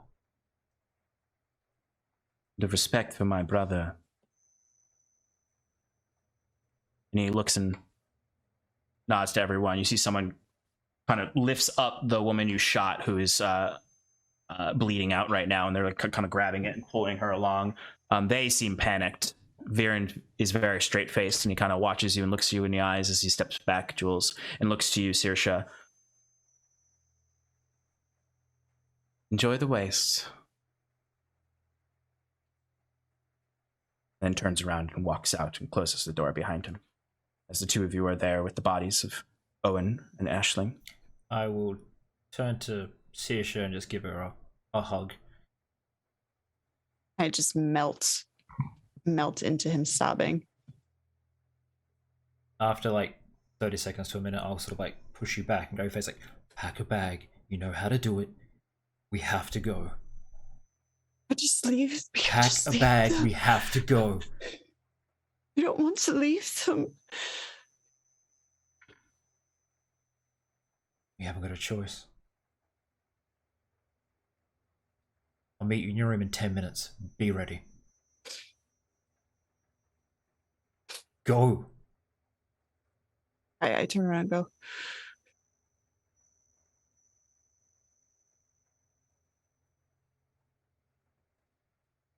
The air feels like it's been knocked out of your chest, Saoirse, as you slowly get up and you're able to move a bit quicker now. You rush through to your room, kind of bumping into the walls, seeing everything about your home one last time. You seeing the dining room table where your father gave you that talk 6 months ago. You see, the various different art that your mother collected.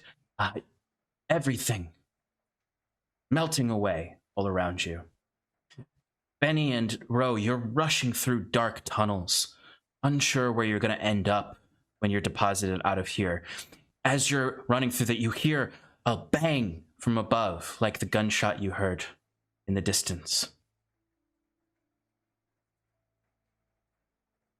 Did it sound like a normal gunshot, or did it sound like the laser? Sounded like the laser gun. Solar pistol is what it really is, but yes. The best thing I can compare that to is a laser. Yeah, it's basically a laser.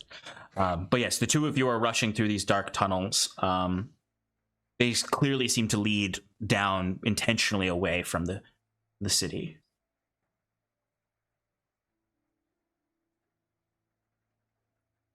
A bleak pallor comes over the city as you all rush away from your home, the only home you've ever known. An uncertain future ahead of you, completely different world that you've inherited. Jules? I just want to, while Saoirse's packing, because I've already got a go bag ready, I want to take the wedding rings off their fingers and put them on my necklace. And just sort of sit there. Guess at this point I'll allow myself to break down now that Saoirse's gone and I've got her sorted. Hold my friends.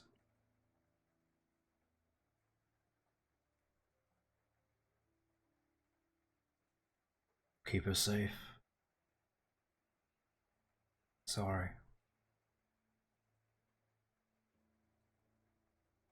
I'll make my way to her room to get her out of there. You do so. You rush to one of the tunnels to leave. And this is where episode 1 ends. Thank you everyone for sticking around with us. We had to stay. I'm sorry that it went so late. We just needed to get to this point because obviously there's going to be some difference in the next episode. We will be jumping forward in time in the next episode. So for my lovely players here, thank you for indulging me for the extra hour. I'm ready to do episode 2 now if you want. Just plow. Yeah, right. Let's go right through. I'm ready to go. We'll finish the whole campaign. I know what happens next. I need to know. So next session is going to have a time jump forward. So our intrepid heroes here are going to need to prepare what they've been doing during that time. Whether they've, I know when I first came up with this idea, I thought maybe some people might end up staying in the city during the 10 years, but it doesn't seem that way after how things have gone. So when we come back, we'll figure out what they've been doing. We'll be introduced to their adult selves, as well as the geriatric self of Jules.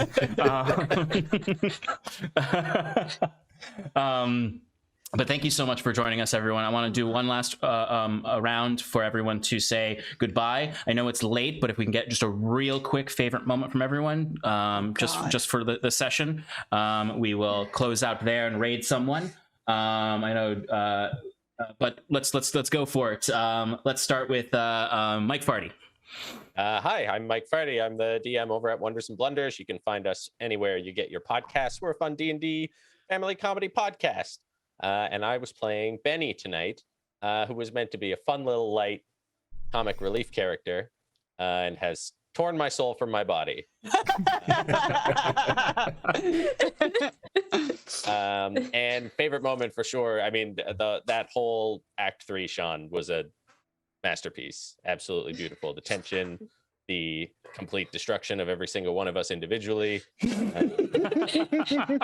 It's taking away everything we know and love right there. Loved them so much, and then you just crack them like twigs in front of them. It's me. I'm the bullies from the beginning.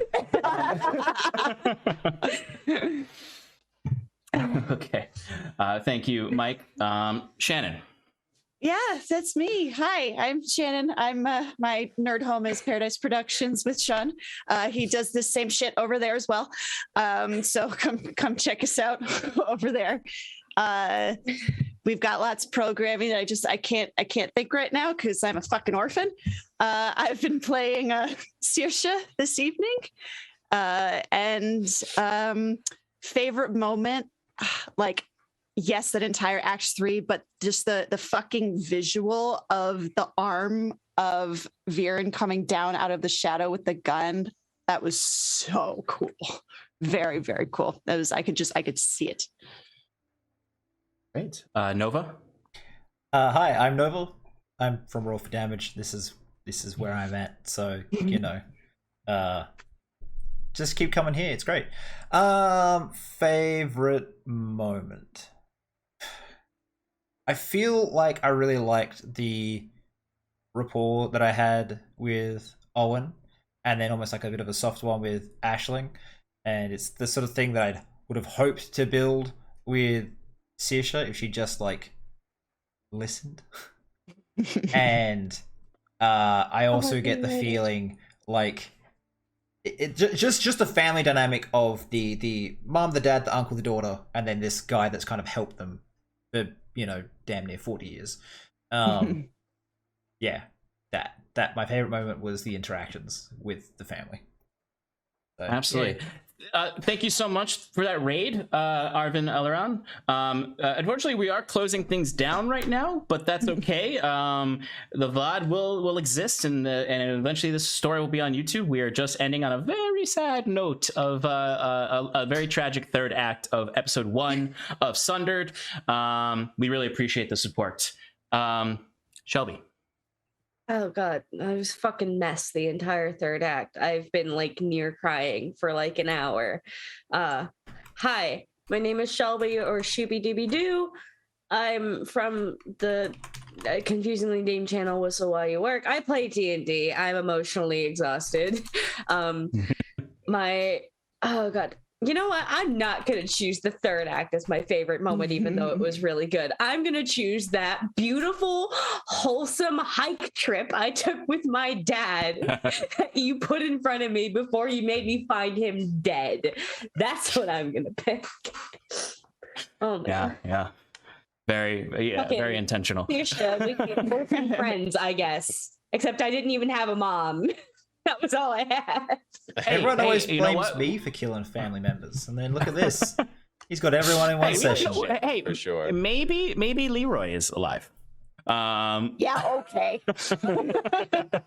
Just like, oh god, that was so good. I need to know what happened. Hi everybody. I've been Sean. I've been your cruel guide tonight. Hopefully I did a good job. Again, thank you for joining us and staying so late. Join us again next Friday at the same time where we'll have episode 2 of Sundered. They are truly sundered now, all of these folks. And we will see what they get up to. What was your favorite part? What was your favorite part? My absolute favorite part was, to be completely honest with you, I really loved how you all leaned into the world. You all did such a great job. I know that this is for some of you who've played in this world before, some of you it's new. It's playing in a homebrew world. It's always great to see folks lean into it. And you all did a great job. You did a great job with your vignettes. You all leaned into your characters. Nova, I love Jules's stoic kindness that is then kind of mingled with this sternness and the tenderness that he has with the family and how much he really cares about them, and then also his creativity in distracting that nanite beast. Sirsha, the determination you have to fiercely protect yourself and your family is great. And the great thing about Quest is it's all fate driven, so I had no idea what would happen if I let you get the gun. And I thought it was brilliant how you handled that. Because there was a moment where I was like, I kind of miss D&D right now, where I can say that. Yeah. There's a higher DC. And then I could have said it's not possible, but I wanted to see what you would do, and you didn't disappoint. Ro, the emotional bearing, the joy that you had in the beginning, the concern for Arno and the bad man kicked him, and then of course I just gotta say, breaking the kneecap of that guy, phenomenal.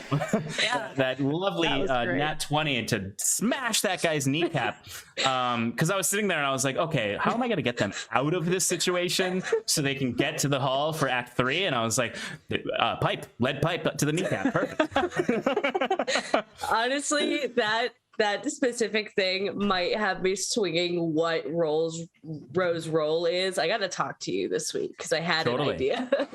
Absolutely. It's the great thing about time jumps is that you can do anything with them. Yeah. And Benny, oh my God. I mean, just the introduction of Benny with his little obstacle course was phenomenal, but also just like the rolling with the punches with Leroy. Like, people were saying like Leroy's great, but I was only able to make Leroy great because of how good Benny was at that banter with him and that relationship that was immediate. And then like the boldness to have Benny just step out and be like, I don't like you people. You need to leave because my fake dad told you to. It was great. You all were great. Thank you, everyone, for joining us tonight. Thank you for the raid.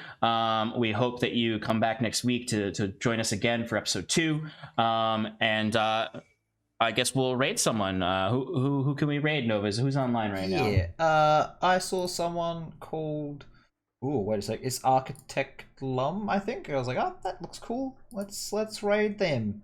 Let me find them again to make sure they're still actually alive. Yep. Quest Vault, Lord of the Crimson Eye. I was like, cool. Let's give that a shot. It's got the word quest in it. It's close enough. There we go. But before we go, we're going to run like a 30-second ad. If you could stick around to let it go through and watch it, that's great, just because it really helps the channel.